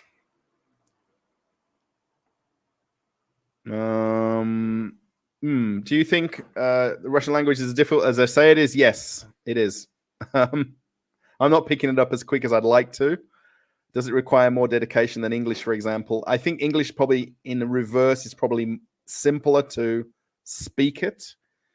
You know, the people that speak English here, you either get people that speak fluent conversation English or they are struggling with a few words. Sorry. I thought the car had hit another car, but it was just another noise. So sorry.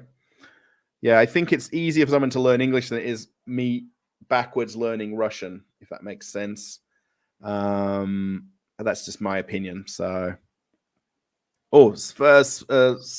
Sphere region 300 k's from Moscow. Oh, I'll have to look up this on like Cian or on one of the websites to see some of the places, or at least where it is on Google Maps to get an idea.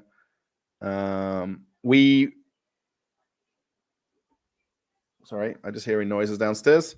Yeah, we went when we had this car accident. We went to a friend's dacha in SberBank Prudy, is the name, I think it is. That was a good few hundred kilometers, kind of southeast of Moscow. We basically took the highway past Domodedovo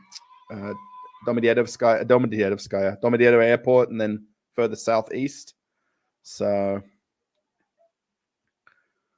Yeah, English is simpler compared to any language. No gender, no cases, no conjunctions, nothing. Wow. There we go. Starseed. Hello, how's it going? Hi, sorry. I'm just a bit distracted by some of the noise from the window. When we've got this window wide open, my wife loves to have this window open wide.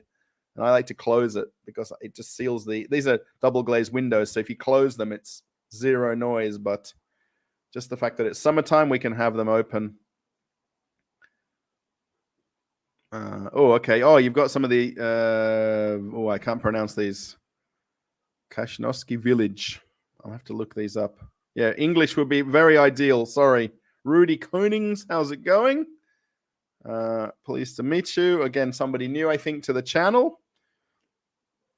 You don't sound American. No, I'm definitely Australian with a little bit of English background. My dad is very English, so. It's probably far less Australian when I talk now, but that's purely because of the way that I try to, come across in conversation. And also when I talk to people here as well, I try to slow down what I'm saying so that people can at least understand the English of what I'm saying. Belgium. Excuse me. Rudy's from Belgium, maybe. I guess you're from Belgium? As an American, okay. Oh, we tried what's up, okay. I thought Coca-Cola pulled out of Russia. No, well, yes, Delta, yes. They've said that they pulled out of Russia, but I can still actively get it everywhere. Not a problem at all. There's no shop I can't buy Coca-Cola in, and that's 1,000%. I mean, it would be a very boring video to go store to store to show it in every shop, but literally any takeaway place at the food court that I was walking around today in, and even Krochka had Coca-Cola, and that's what I got. I got a small bottle of Coke with my potatoes. I had potato with mushroom on top. It was very delicious. Coca-Cola is sold under the name Cool Cola. Oh, I wasn't sure which. I know that the plants were planning to produce other products for other brands, but I wasn't sure which brand, Vladimir, that they were going to do that as.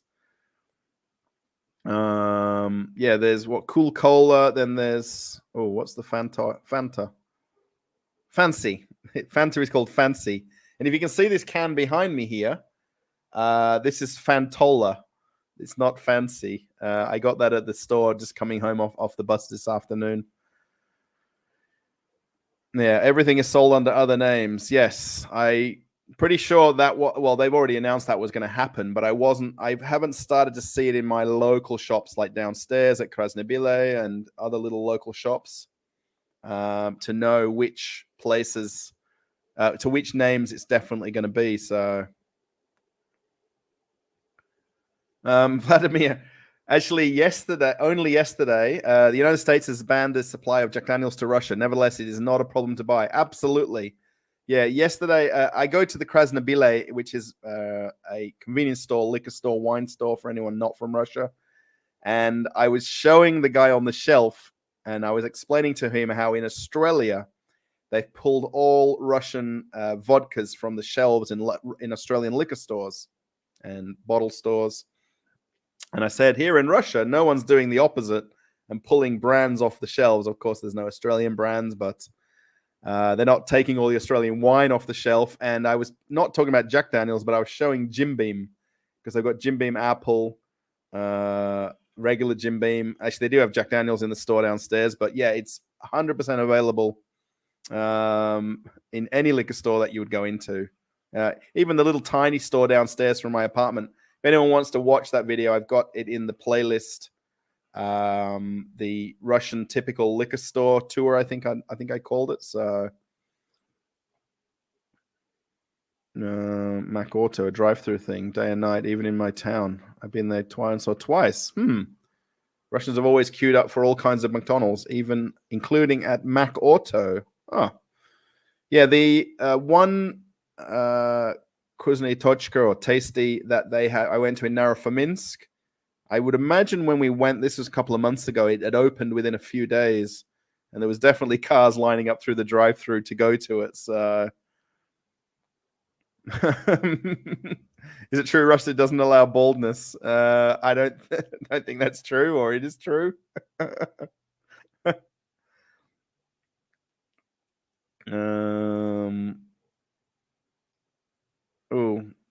This is a lot of words to read here. The Chernogolovsky you mentioned, all these drinks, Buratino, Koloshik, cream soda, are not Russian, but rather Soviet, because they come from SU. Yes, I was explained this by a friend that a lot of these kind of Soviet brands have very specific, I'm not sure if it's this particular one, but a lot of them have very specific ingredients or recipes that they've got to uphold from way back in Soviet times, way back.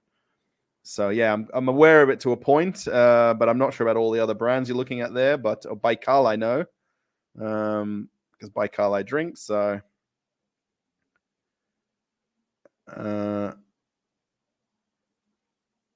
Yeah, depends on who you talk to. Yeah, right. Avok. Yeah, I agree. If you go to a nice French restaurant and start talking about McDonald's, they probably wouldn't know what to say. Right. Exactly. Yeah. It's not every person has this is the thing that I notice here a lot, that news isn't a thing here. What news is not what you'd watch in Australia on the news, or in England, or in America. Whatever the nightly news is not really a thing in Russia, really. So, if you tell somebody something, like, even if I talk to my neighbor, he wouldn't know that was a news story, and how he gets his news and how I get my news is very similar, but we don't necessarily talk about the current event of something, so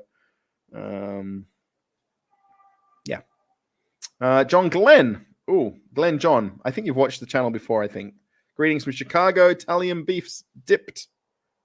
Is that food, I guess? I guess you're talking about that. The Challenger, hello. How's it going? Has the price... right, I mean, Lithuanian prices are still rising. Has the price of potatoes continued to rise? I guess they've gone up a little bit.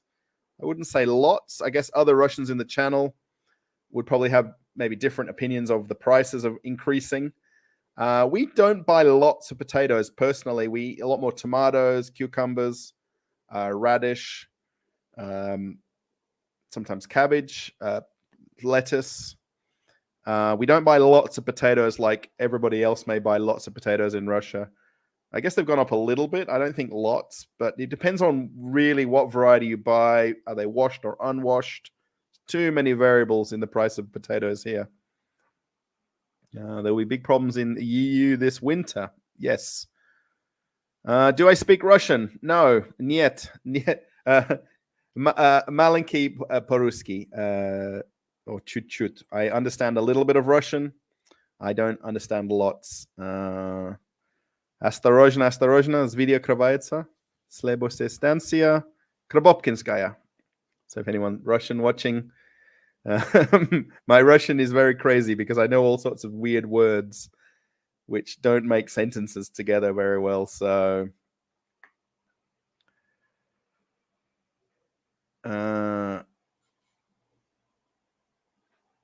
hello, Mix. Sorry, Mix Mowers the Mower Man. Oh, I might have to watch your channel.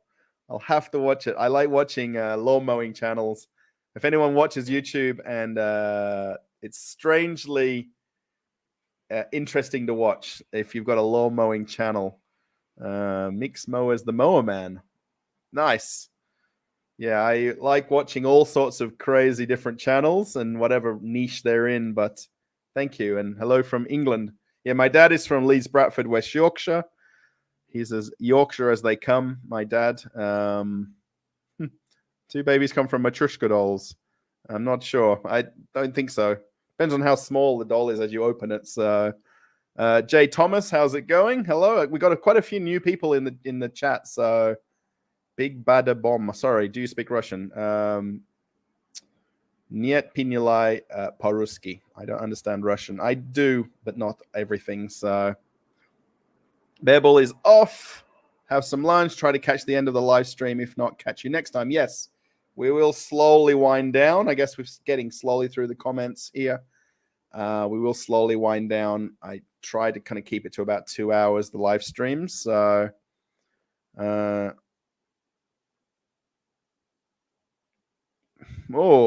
yeah, you should be going back to cruise ships. It seems by the tone of your voice, you are getting less likely to do so. Huh. Yeah, I guess you can try to pick it up in the voice if you left or not. Babel, sorry if you're. This is a little bit further down the comments than when you wrote it. Yeah, my wife wants me to go back. She wants me out the house. She wants the house back to herself.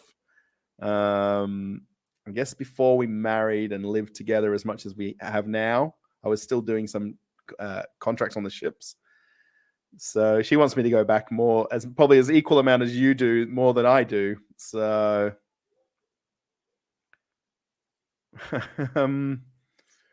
My partner is a self-employed hairdresser. What's the price for a cut, color, and a men's cut in Russia? Now, for my cut, I don't do cut, color, all these sort of things, but they charge me 300 rubles. So, Leon, I forgot where you mentioned you were from. But 300 rubles is $4.95. So this is for a clipper cut, I guess. He uses clippers, then a little bit of blade cutting around my ears. But he charges me 300 rubles, and that's his going price, no matter who comes in. So he charges me less than $5 for a haircut. If I got this haircut in Australia, the exact same thing, it would be between about $15 and $20, depending on the hairdresser I go to. Cut and color, I'm not sure of. My wife gets hers done at a friend's hairdresser. So they swap services. So she comes for manicure, pedicures. My wife gets her hair done at their salon, and the friend comes to this salon. So I don't know the prices of other haircuts. But mine is cheap, and I'm happy. So... Jay Thomas, I want to move to Russia. Language Link employs English. Yes, I understand there's lots of jobs for English-speaking people. I don't know about Language Link. I like Sergey a lot. Yeah, I guess, I just watched him a lot of years ago, and I learned a lot about Ufa from that, which is where my wife is from, and, things like that. So his videos recently, I think, have changed a lot. So I guess depending on how far back you watch Sergey, I guess you're talking about Sergey Baklikov. Faith. So yeah, agreed. We watched him years ago, not anymore. Yeah, I'm not sure exactly what happened, why he lost his channel, I believe, and he had to restart another channel, and I think he's just never got back to where he was at. I think something happened with his channel for him to lose it, or doesn't have it, or doesn't use it, or whatever he's done. Sorry, let me just close that screen so I can see where I'm up to over here.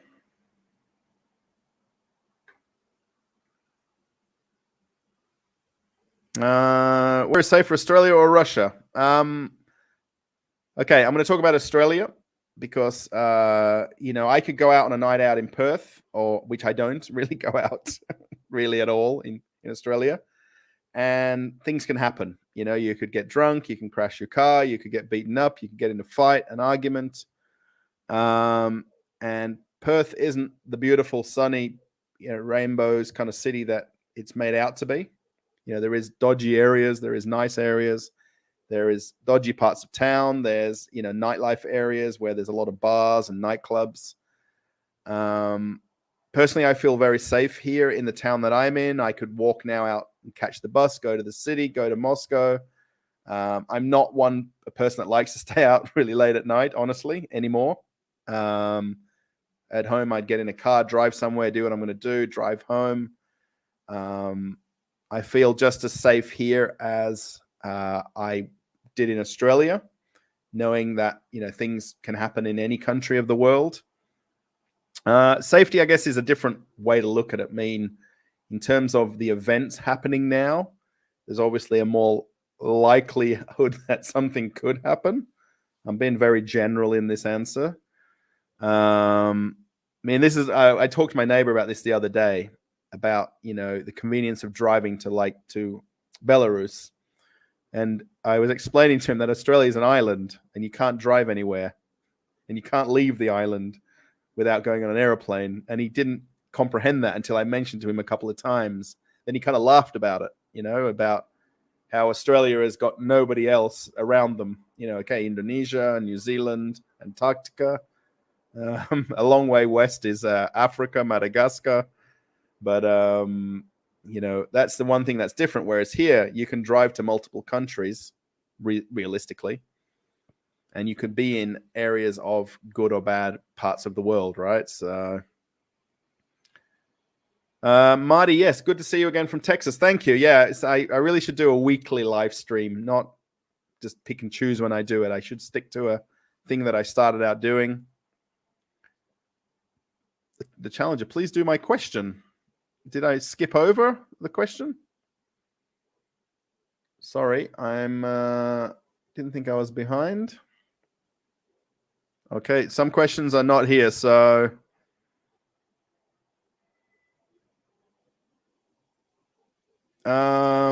I think I might have watched a video or two. Jay Thomas, do you watch Earl Grey TV? I think I've just watched maybe one recently. I don't remember what I watched, so I think the name sounds familiar, but I don't know it.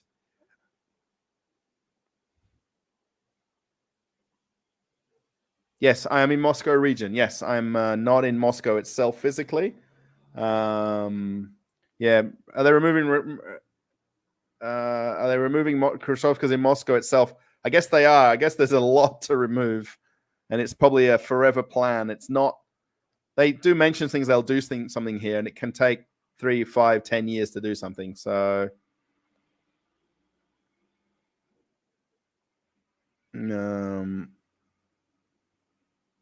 yeah, I guess that's right. Yeah, Mark. Yeah, Baklakov isn't so nice sometimes to his commenters on live chats. From what I've noticed, he's funny but a little abrasive at times. Yes, yeah, I kind of switch it off sometimes when I'm watching the way he replies to things, or he skips over a lot of things. Eggplant parmigiana, or eggplant parmesan. He's just mentioning things around. Is that a word? I guess. I've watched one video from John Mark Dugan. I didn't really like it, so I've not watched any more since.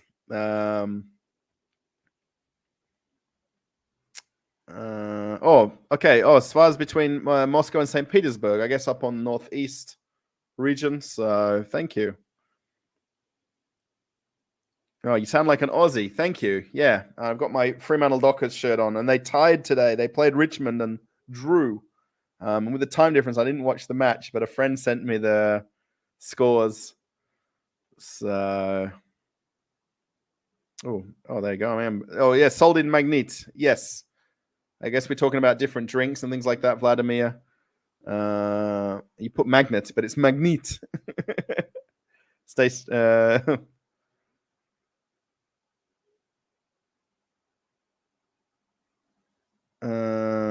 Bald is sexy. I guess, are you talking about me or it? There is another YouTuber that I do watch called Bald and Bankrupt. Yes, I do look a lot better, and I have to probably be a little bit shameful to say that I do look better when I cut my hair shorter than me letting it grow. And if I did shave, I'd look even more younger as well. Yeah, Russian architecture is magnificent. Yes, 1,000% agree with you. Do I drink tea? No, not at all. Yeah, sorry. Soft drinks contain a lot of sugar. Yes, I agree. My wife drinks tea endlessly. We've always got a teapot. It's actually, sorry, it's just over here by the kitchen. She's either got the plunger for the coffee. What do you call them? French press. And she's always got tea leaves in her teapot. Tea is everywhere in Russia if you're not from here, by the way. So.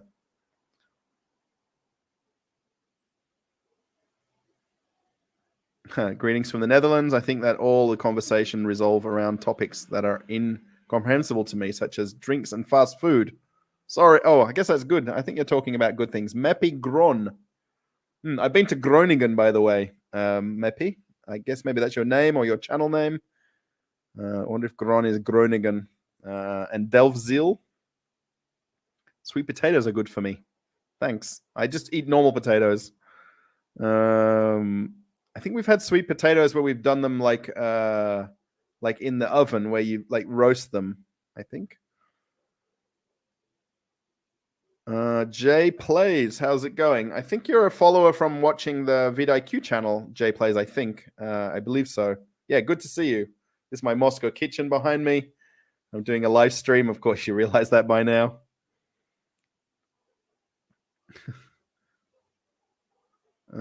What's your favorite place so far? I guess living in Moscow region. I honestly can go into Moscow center every day of the week and just walk around and just stare at the buildings and look up. You mean I like to go? I mean, I don't mind going back to places, no worries at all. But I like to just even get out at a different metro station and just walk and look and realize how old things are. I mean, Australia is not old. If I compare Australia and Russia, it's not even close. You know what I mean, in terms of things being old. So, by the way, we've got 48 likes. I just looked over and saw that. Thank you, anyone who's put a thumbs up or a like on the video. That's very nice of you.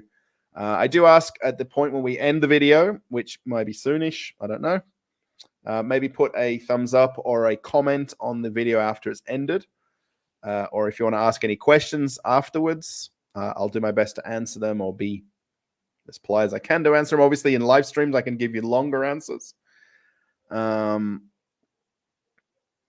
Oh, yeah. So, yeah, this is interesting. Yeah, price of potatoes are getting lower. Oh, 52 likes. Sorry, I just looked over again. Thank you. We're over 50. Price of potatoes are getting lower because of it is seasonal vegetable. Like, I guess you've got pineapples there. What's the picture? Strawberries, berries. Right, yeah. So, and my wife got grapes today. So, that was from Fasol downstairs. We have a Fasol in our building. If we want to go to Pitorichka or Magnet, it's in the next building. So, talking about something with a lot of sugar in, I really don't think grapes are good for you in terms of the sugar content. Sorry, I think there's a lot of sugar in grapes. And I think they're kind of as bad for you. I'm not in any way knowing about this, but I think they're as bad for you as eating chocolate. But I love them, so.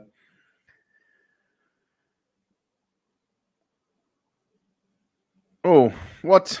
Now you're making me hungry. I've just ordered a takeaway and a small chips has just cost me £3.50 and a mixed meat kebab. Oh, £9 and onion rings, £2.50 delivered. Nice. Yeah, we've got kebabs here or shawarma. Actually, it's kind of a mixed meat shawarma that we have. There's not a shawarma place right where I live. The nearest one's at the train station, which is about 20-minute walk from here. And at the train station, there's a bunch of them. I don't think we can get shawarma delivered. Maybe on Delivery Club we can. So onion rings, I would love to have some onion rings. Yeah, I'd love to. Sorry, thank you.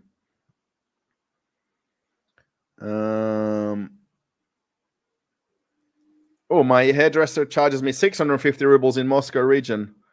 Mikhail, yeah, I pay 300, and I'm pretty sure that's the price I paid for years.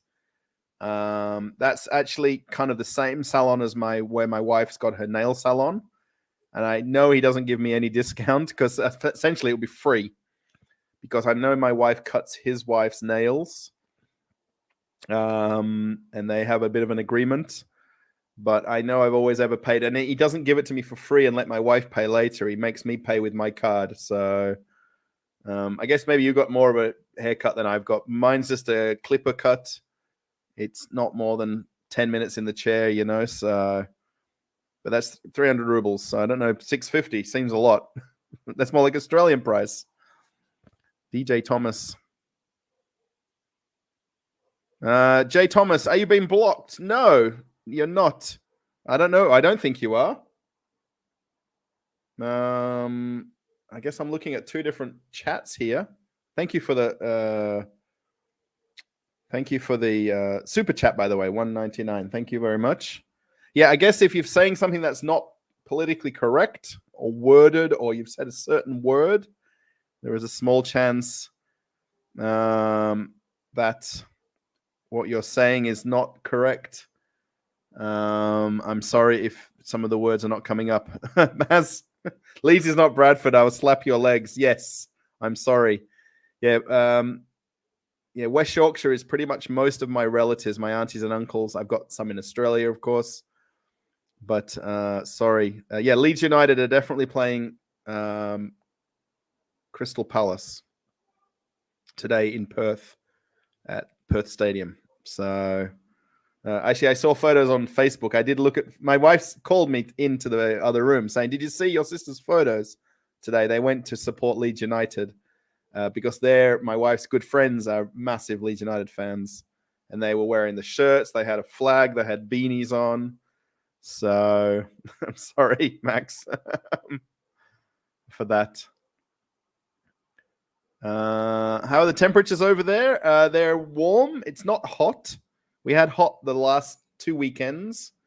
Kind of today was about 23 to 25 Celsius.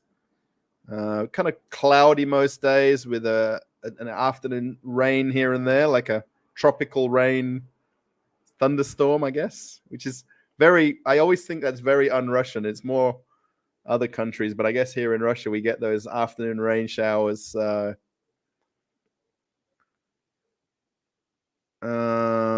Yes, thank you, Gary. Gary's a moderator in the channel, so if you're saying anything specific that's not right, unfortunately, Jay, I don't want the channel to become like that, and I don't want to talk about things like that. I'll be as general as I can with my answers, and I'll tell you from my heart anything if you're asking specific things.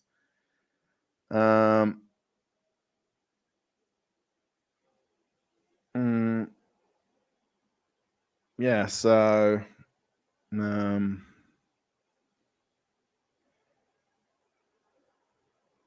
yeah, I'm trying RVXHD. I'd like to see you do a meetup with expats, maybe something to consider on different topics. Yes, I am trying like mad to get other Australians into a little Telegram group, like Russian Australians living in Russia group. I'm also trying to get together a YouTubers who speak English group as well. So I am trying to do this from both sides as much as I can. And then my neighbor who speaks very good English, I think possibly we could maybe do some sort of a Q&A together. Yeah, Jay Thomas, I can't even think of anything negative about Russia. It's more than likely some of the words you're saying are words that are getting deleted from the chat. So I'm sorry if that's happening. Love the videos. Thank you, Joseph Johnson. Thank you for being a watcher of the channel. And again, if anyone hasn't subscribed, there will be a video that I did of would you be interested? I guess you're going to end up watching it, everybody. But I did a walk around of a sports store today, and I thought it was interesting. So if you are a channel member, there's a few of us watching today. That's already for members. I'm not doing probably far and away enough things for members ahead of time. I'm trying to, but that's already there to watch. How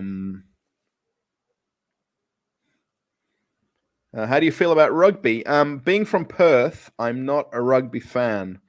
Rugby predominantly is on the east coast of Australia, so particularly Sydney, Brisbane, so New South Wales, Queensland. They are massive, massive rugby followers. Victoria or Melbourne, there is rugby teams or rugby league teams. But over in Perth, we're pretty much non-existent rugby fans. Most rugby fans that would be in Perth are expats from the east coast of Australia or New Zealanders or South Africans, maybe. I'll happily watch it. I'll go and see a live match if there's a match in Perth. I do understand the rules, but I don't really have a passion for it versus AFL or Aussie rules, which is Fremantle Dockers or West Coast Eagles. And I'd far and away watch an Aussie rules match than rugby. So, although the sport is violent and it's the rules are in place to prevent, a lot of violence, but I find rugby is a more violent sport than other ball sports like AFL, like soccer.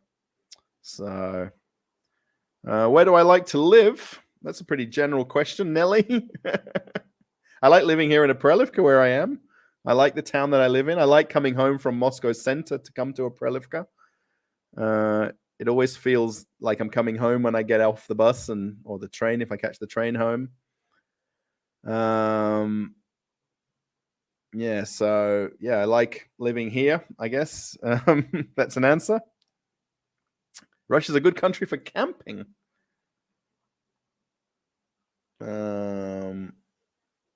Yeah, I've never been camping in Russia. I would happily go to a dacha, which I think is as good as camping, but with a roof and a house or some sort of a building with an outhouse and an outside shower and things like that. So,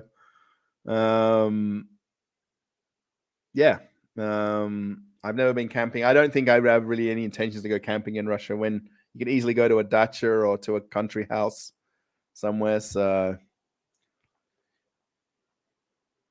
oh, you'd love to see me back on cruises. Drinks on me if you do. Thanks. Yes, my wife wants to see me. I guess if I put that as a poll in the comments in the group, there'd be more people that would want me to go to Russia, go to cruise ships than staying here. I guess. I guess the whole COVID thing was what basically drew me home more and had me stay home indefinitely, or for that year and a half, nearly 2 years. And that was kind of the thing that's kind of made me stay home now more than rushing to go back, if that makes sense. So, and that's the tough thing now that, I could get on the plane and go back. I've got my US visa to go back to America to join the ships. I just need to get my medical renewed, which I only want to do it literally days before I get on the plane. So it's got that longest 2-year expiry.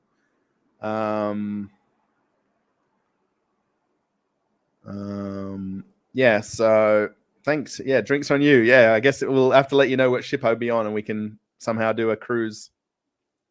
Oh, there's a rugby club at Slava Moscow. You can visit their matches anytime, sometime. Let me just put that here. I'm just going to put that here so I can look them up afterwards. Professional Rugby League, the Premier League competition of Russia. They play in yellow and red. Oh, sorry, I'm going to have to take. I'm starting to lose my voice a little bit chatting here. Oh, there you go. It's Lacey's from New Zealand, and it's our national sport. We got beaten by Ireland. Yes, yeah. New Zealand. I think New Zealand is far more passionate about rugby than Australia is as a country, purely because in Australia we've got rugby league, rugby union, Aussie rules, soccer or football. So we have a lot more of a broader fan base of different sports, whereas New Zealand, you are purely rugby and cricket, I guess.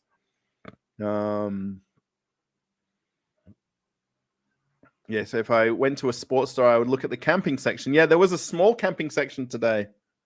I do point it out in the video. What I might do is, as soon as we end the live stream, I will change the sports store video to public. Does that make sense? I might just drag my screen across. Did anyone see that going across? I don't think you do. No. So I might switch the video over to public so that we can watch the next video straight away. Oh, Johan, how's it going?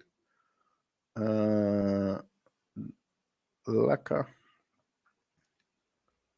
I think the All Blacks will take revenge. Oh. Well, I guess maybe Vladimir, you are into rugby. I'm going to look up the... I've just deleted... Oh, that was a bit of a silly thing. Slava Moscow.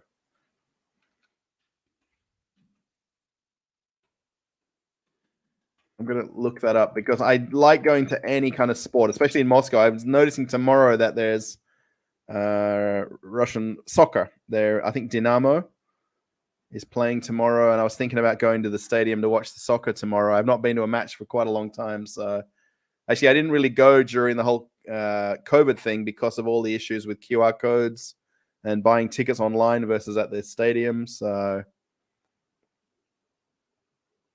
rugby, I don't think there's cricket in. I know that Russia has had a rugby team, so maybe there's some Russian cricketers somewhere.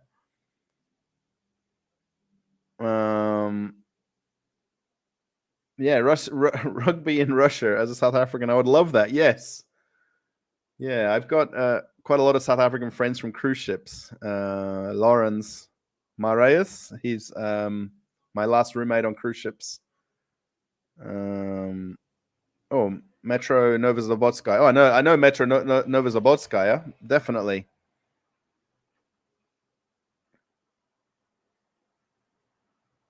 Oh, Russia has a rugby team, national rugby team, and are ranked 25th in the world. Yeah, I guess the top 24. Sorry, Roy. Oh, good, funny Roy, I guess. Would be making up of rugby playing nations. So, is there only 26 in the world, I wonder? There's a lot of Safas in the rugby. Wow, in the Russian rugby league. Wow, that would be kind of cool if there were South Africans playing in the Russian leagues, which I imagine would be the case, because if you look at soccer here and other Russian sports, they've got a lot of expats or they've got a lot of imported players. So that would make complete sense.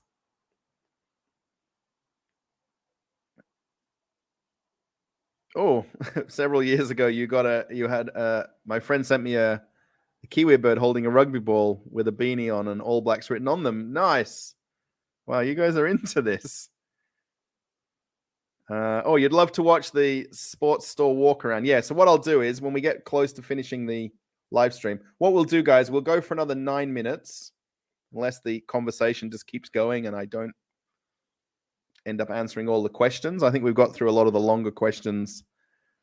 I can switch it over to Premiere,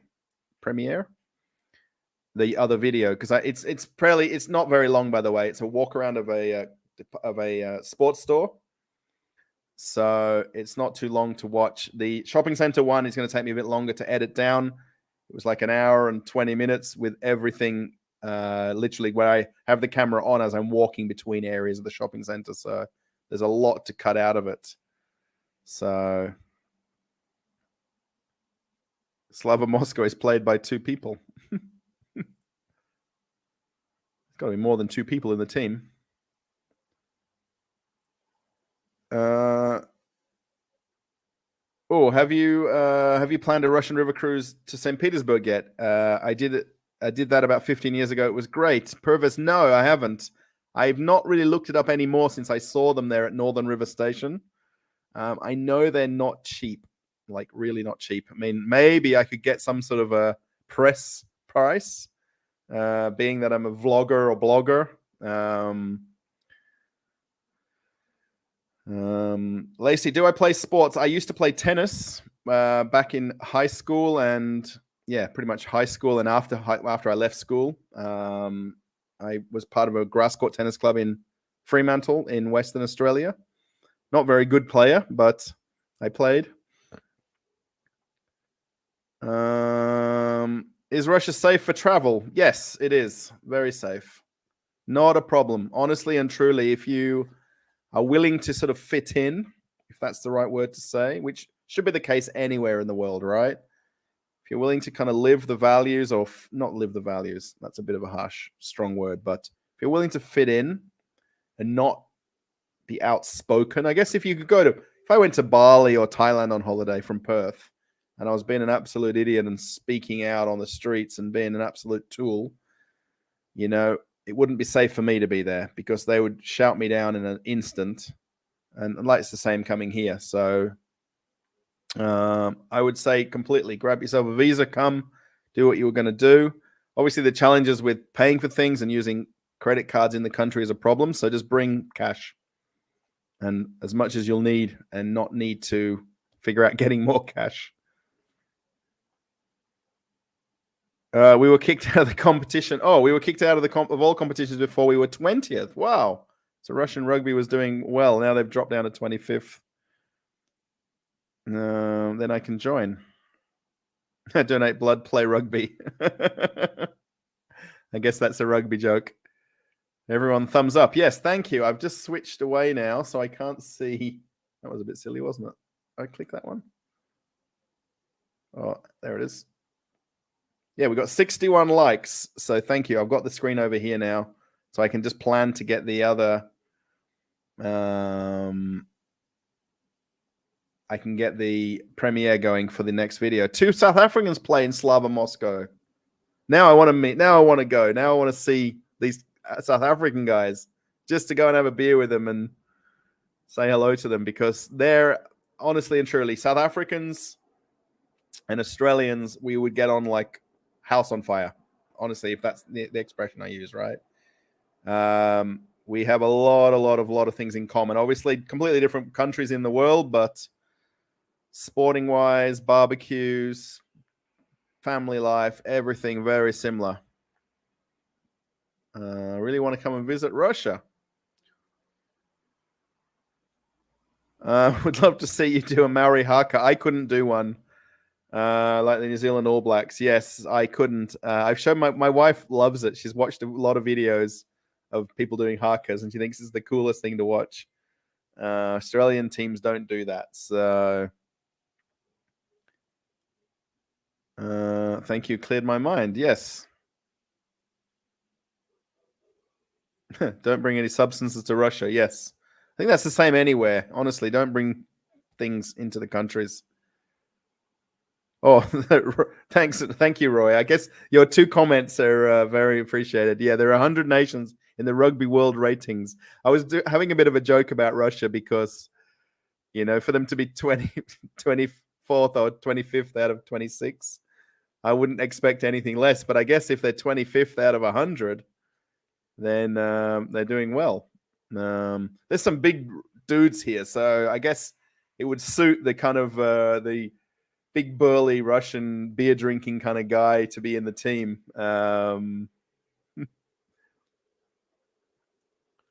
So yes, all right. We slowly look like we've come to all the end of the comments, and give or take 3 or so minutes, I think we are going to wind up the live stream. What I'll do is, we've got 64 likes. Thank you very much. I won't see that once I close the this screen right here. I don't want to put too much strain on the computer while I'm doing live stream, so it doesn't reduce the quality. Rovex,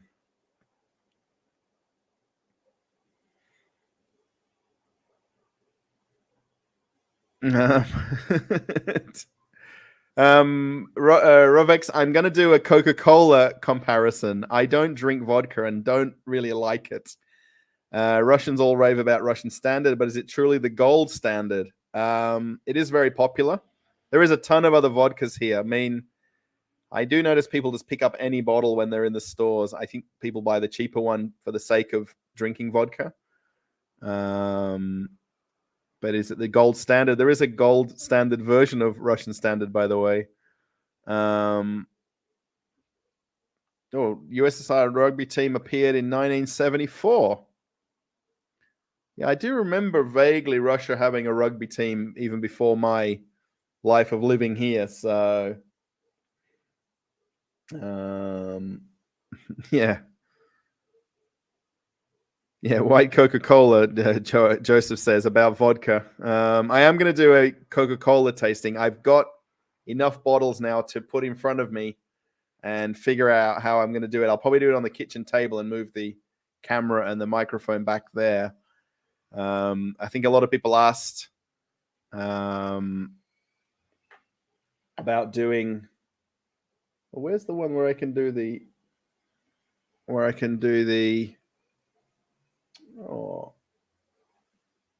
can do the poll. Toggle stamp participate. Oh, there it is.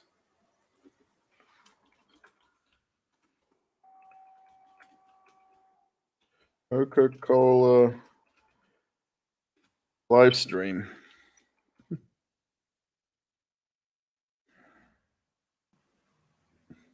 In the future.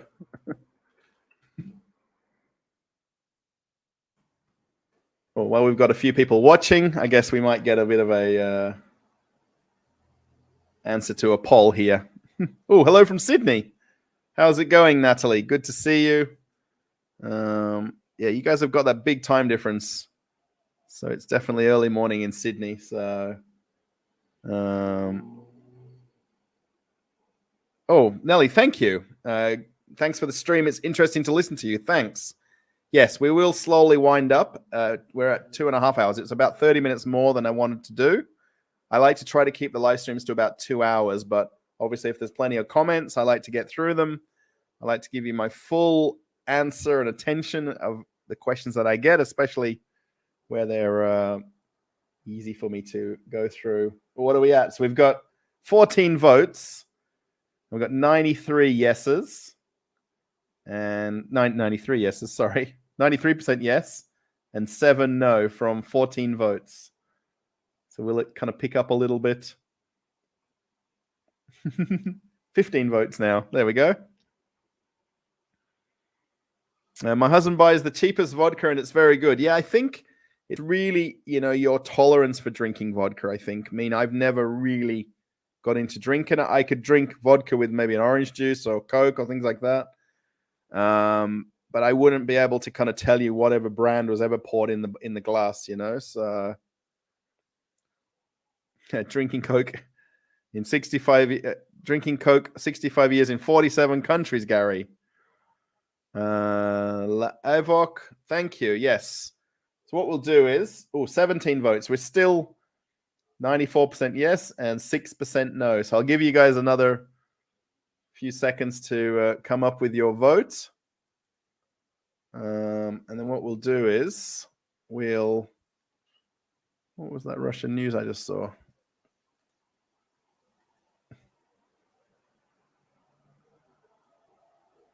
Oh, okay. So when I open my browser, it comes up with the Australian news. But then sometimes it pops up like Russian news in the Australian news. So don't forget, anybody who's watching, if you haven't maybe subscribed to the channel, and if you've reached this point in the video, if you're live, thank you very much. If you're watching it on replay and you've got to the end, I am amazed as well. Thank you that you put your faith in watching me for a few hours here on a Friday night here in Russia. Please basically put some comments underneath the video if you like, or anything more. We're on 8,524 subscribers, by the way. So I think we picked up a few today here or there. So where are we here? Let's go to the Russian typical sports store during sanctions. Sorry, everybody, that I keep putting sanctions as a word in the titles, but here's a bit of a trending word, and it does help the algorithm to get more views. Collector cars. Nice. I wonder if you have a channel on YouTube. Thanks for sharing your insights. Keep up the good work. Thank you, Collector Cars. I like some people's names here in the channels, which is basically your channel name essentially on YouTube. So where are we? Public schedule.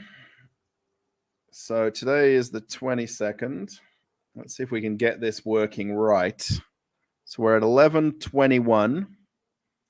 So we'll do 11:30 for the live. Oh, that's a bit of a shame. We're not closer to the exact time. So it's going to premiere at 11:30, which is in 8 minutes. That's a little bit more to talk, right? I guess I could set up the set as premiere. As soon as I click away from this, I'll click straight to the premiere. So if anyone wants to jump into it, hopefully I'll be able to chat at the same time. So guys, what I'm going to do, I'm going to say goodnight from here. Thank you for watching Traveling with Russell. Thanks for watching a live stream. Again, thanks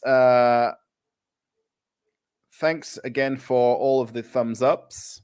I'm sure there'll be thumbs downs. That always happens. Can't get away from it, So again, if you want to comment on the video afterwards, how about a video about traditional eateries? Now, next door to the Pushkinskaya previous McDonald's, or Tasty now, there is a very, very traditional USSR canteen or cafe. And I think I'll have to go in there. I need to go with my wife so she can order the food, because when I go in there, I've got to point to pictures, and it's a bit hard to film doing that. So I'll have to take my wife there to that place. She probably doesn't want to go to a Russian traditional eatery for a date night or a lunch out, but oh, thank you, John. Yeah, nice that I'm approaching 9,000 subscribers. Yes, it's a little bit away. It kind of comes in spits and spurts if you look at the actual graph of the subscribers. So I guess it's really the popularity of videos. And actually, my wife is in shock that the video about the apartment that she bought, I'm going to say she bought because it was us together, but it was her dealing and things like that. She's still doing paperwork with it at the moment. Bye, Lacey. Thank you. If you're off, and John, Scott. So I will premiere the typical sports store video in a second if you want to watch it. It's for 10 minutes 57, so it's not going to be a long video like the shopping center one will be, but it may be interesting of you to watch. So yeah, just keep your YouTube open, I guess, and you'll see it pop up in a little second.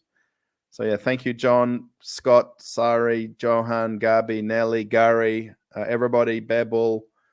I don't remember everybody's names who has put comments. Collector Cars, Lauk, Natalie, Vladimir. So there was a few Russians in the chat. Thank you. I'm going to look up the rugby team right afterwards as well, because I'm very interested if they've got matches, especially now in summertime.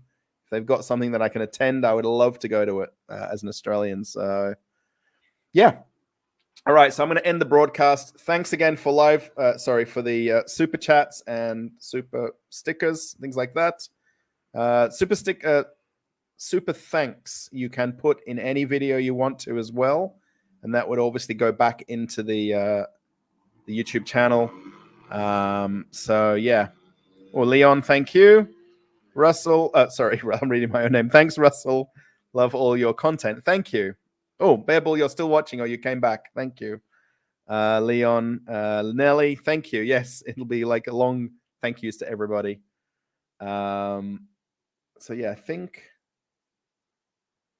where are we here? Schedule. So set as instant premiere. I think that's what we're going to do. Or we're going to do let's do the premiere at 11:30.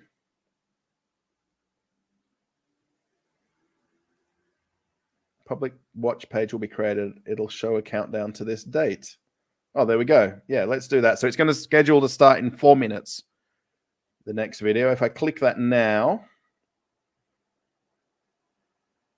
and then somehow I'm going to go to that video.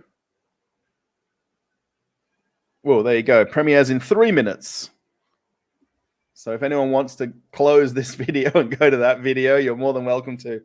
Good way to spend an evening. Yes, thank you, Marty. Thanks for watching, everybody. I hope it was interesting. I will try and do a weekly live stream. I've got more videos coming out this week, so there's going to be a shopping center walk around after this sports store one's done, and then there'll be a video of me going to a water park. I've not finished that yet. I went to a water park. I didn't talk about that in the video at all. So yes, thanks, everybody. Thank you, Vladimir. Dobro utra to you. Scott, thank you. Everyone's saying good night now. Kurt, thank you. Yeah, I will check my emails. All right, I'm out of here. So if anyone wants to jump over, there's 2 minutes till the premiere starts, and I will be chatting in that as well. So it's only for 11 minutes. It's not very long. So yeah, thanks, everybody. And thanks again to everybody who did super chats. And thanks to Gary, our moderator. Bye, everybody. Bye. Give me a beer and I'll play rugby with the best of them. I won't feel a thing. Yes, after a few beers, right. All right.